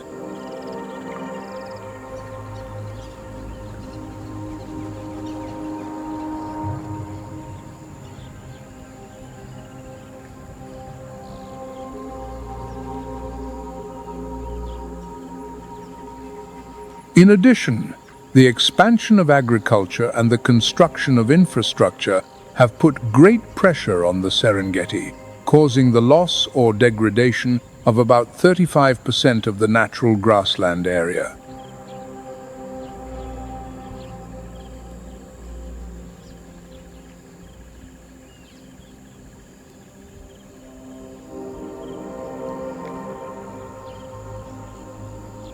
The Serengeti ecosystem, with its majesty and splendor, is facing unprecedented challenges.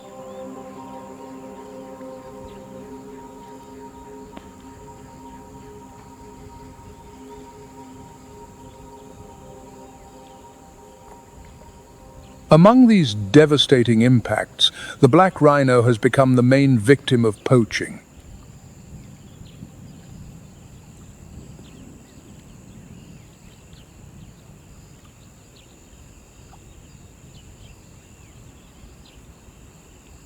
However, in the Serengeti, a ray of hope continues to shine as the number of black rhinos has increased tenfold since the 1990s.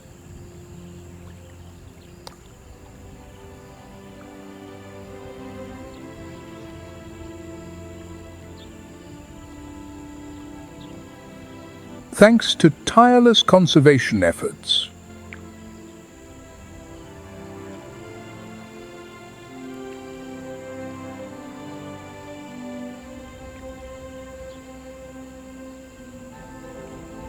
the Rhino Conservation Project, led by the Frankfurt Zoological Society, has implemented anti-poaching measures.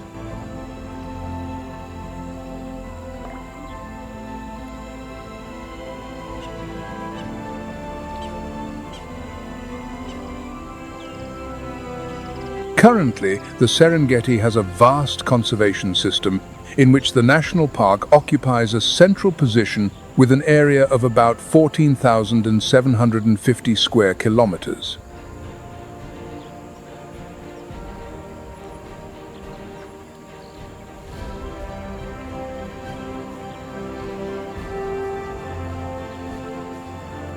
The Serengeti ecosystem includes many wildlife reserves in Tanzania and Kenya.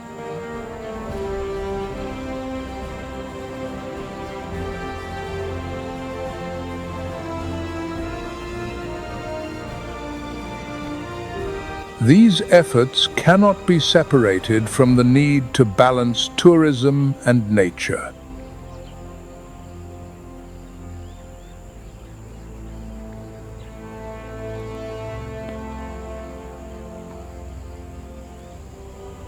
This is not just an effort to save nature, but also an act of respect for creation, where God has given us the wild beauty to protect and preserve it.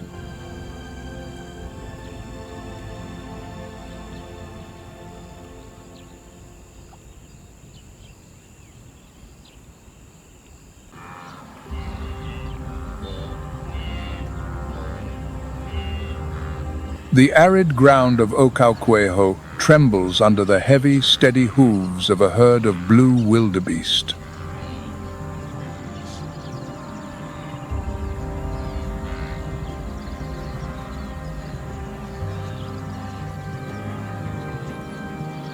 Standing about 4 feet at the shoulder and weighing an average of 440 pounds, these antelopes possess a muscular, powerful build.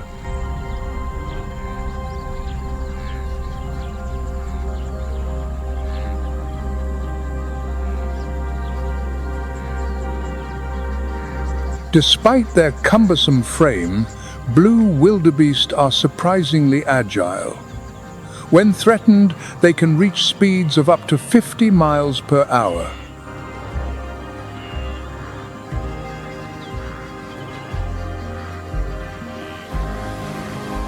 These animals live in herds, from a few dozen to several thousand.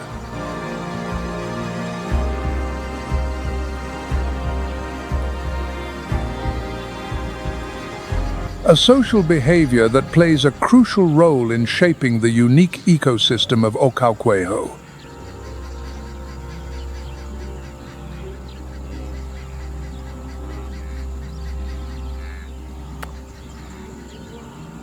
As specialized grazers, blue wildebeest primarily feed on the short grasses that grow quickly after the rains.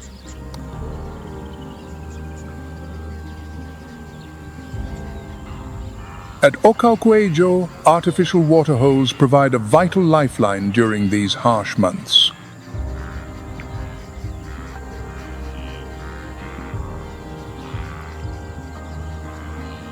The wildebeest often gather at these drinking spots in the early morning or late afternoon.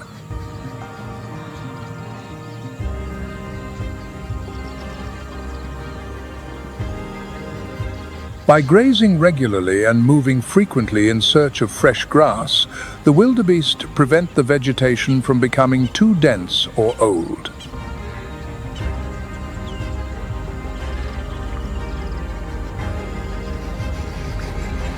Their feeding habits encourage new plant growth, allowing the landscape to renew itself after each rainy season.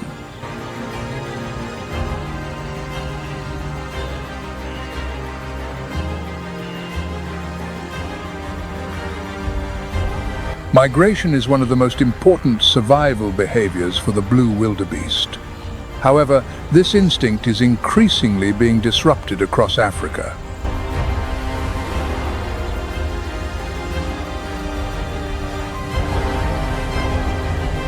Man-made barriers, an expanding road network, and land development have fragmented their habitat.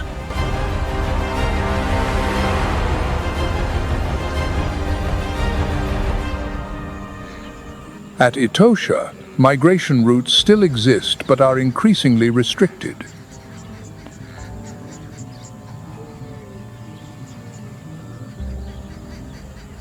Scientists warn that as migration corridors shrink, isolated herds face the risk of declining genetic diversity, an invisible but serious threat to the species' long-term adaptability.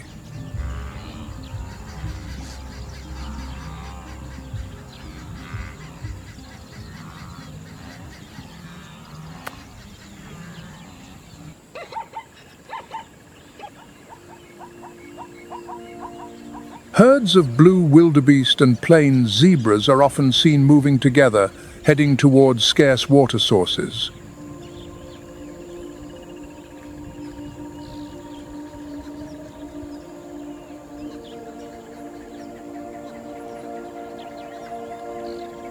As a medium-sized species among Africa's wild equids, the plain zebra stands about 4 feet at the shoulder and can weigh up to 770 pounds.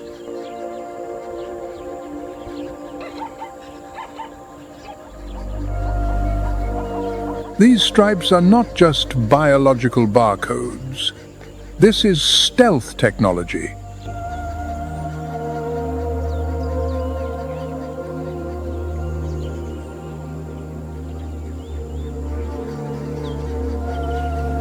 To the compound eyes of blood-sucking flies and colorblind predators, the movement of hundreds of black and white stripes creates an optical illusion called motion dazzle, making it impossible to single out a specific target.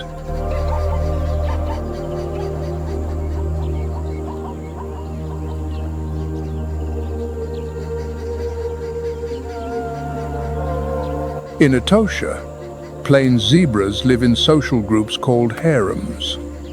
Small units consist of a dominant stallion, several mares, and their offspring.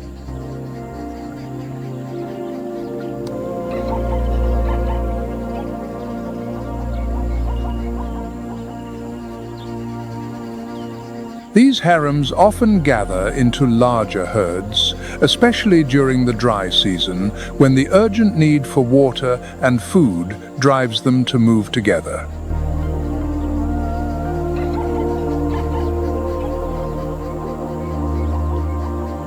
Seasonal migration is a characteristic survival strategy of the plains zebra.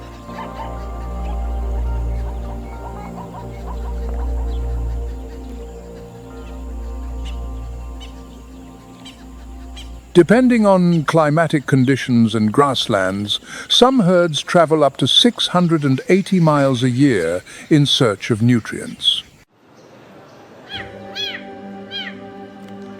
However, the Ngorongoro crater is not just a sanctuary for flamingos and black rhinos, it is also an enclosed domain where predators reign.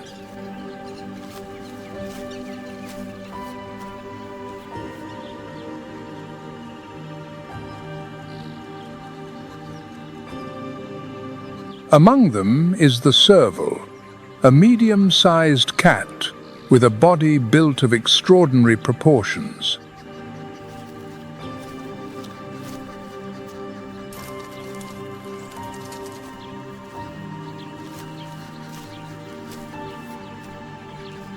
Its long legs, especially the hind limbs, give it an impressive shoulder height of nearly 2 feet.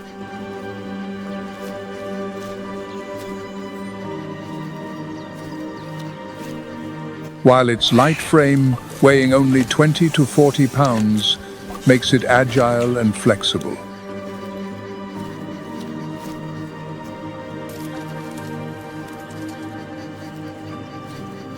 Its oversized ears, erect like twin satellite dishes, are tuned with exquisite precision, able to catch the faintest rustle in the tall grass.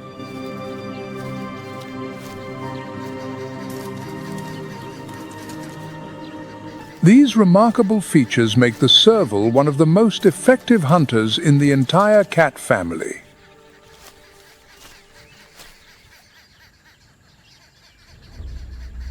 On the ever-rustling grasslands of Ngorongoro, this elusive cat has perfected its hunting skills.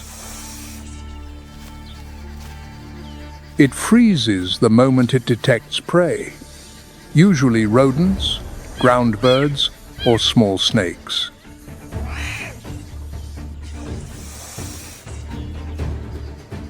Then, in a sudden burst, its spring-like legs launch it into the air, cutting off the escape route with astonishing speed.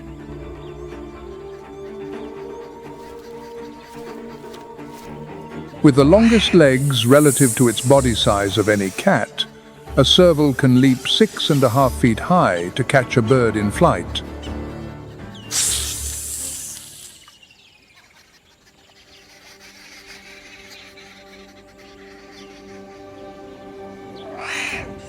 Their hunting success rate is nearly 50%, far exceeding that of lions or leopards.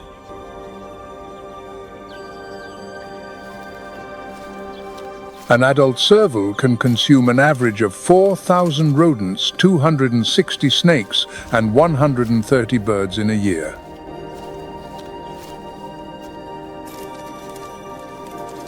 A natural regulator that keeps the small animal population in balance.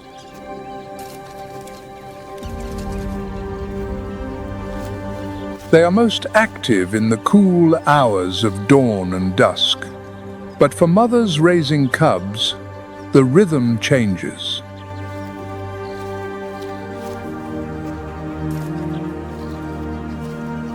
By hunting more during the day, they reduce the risk of dangerous encounters with dominant predators.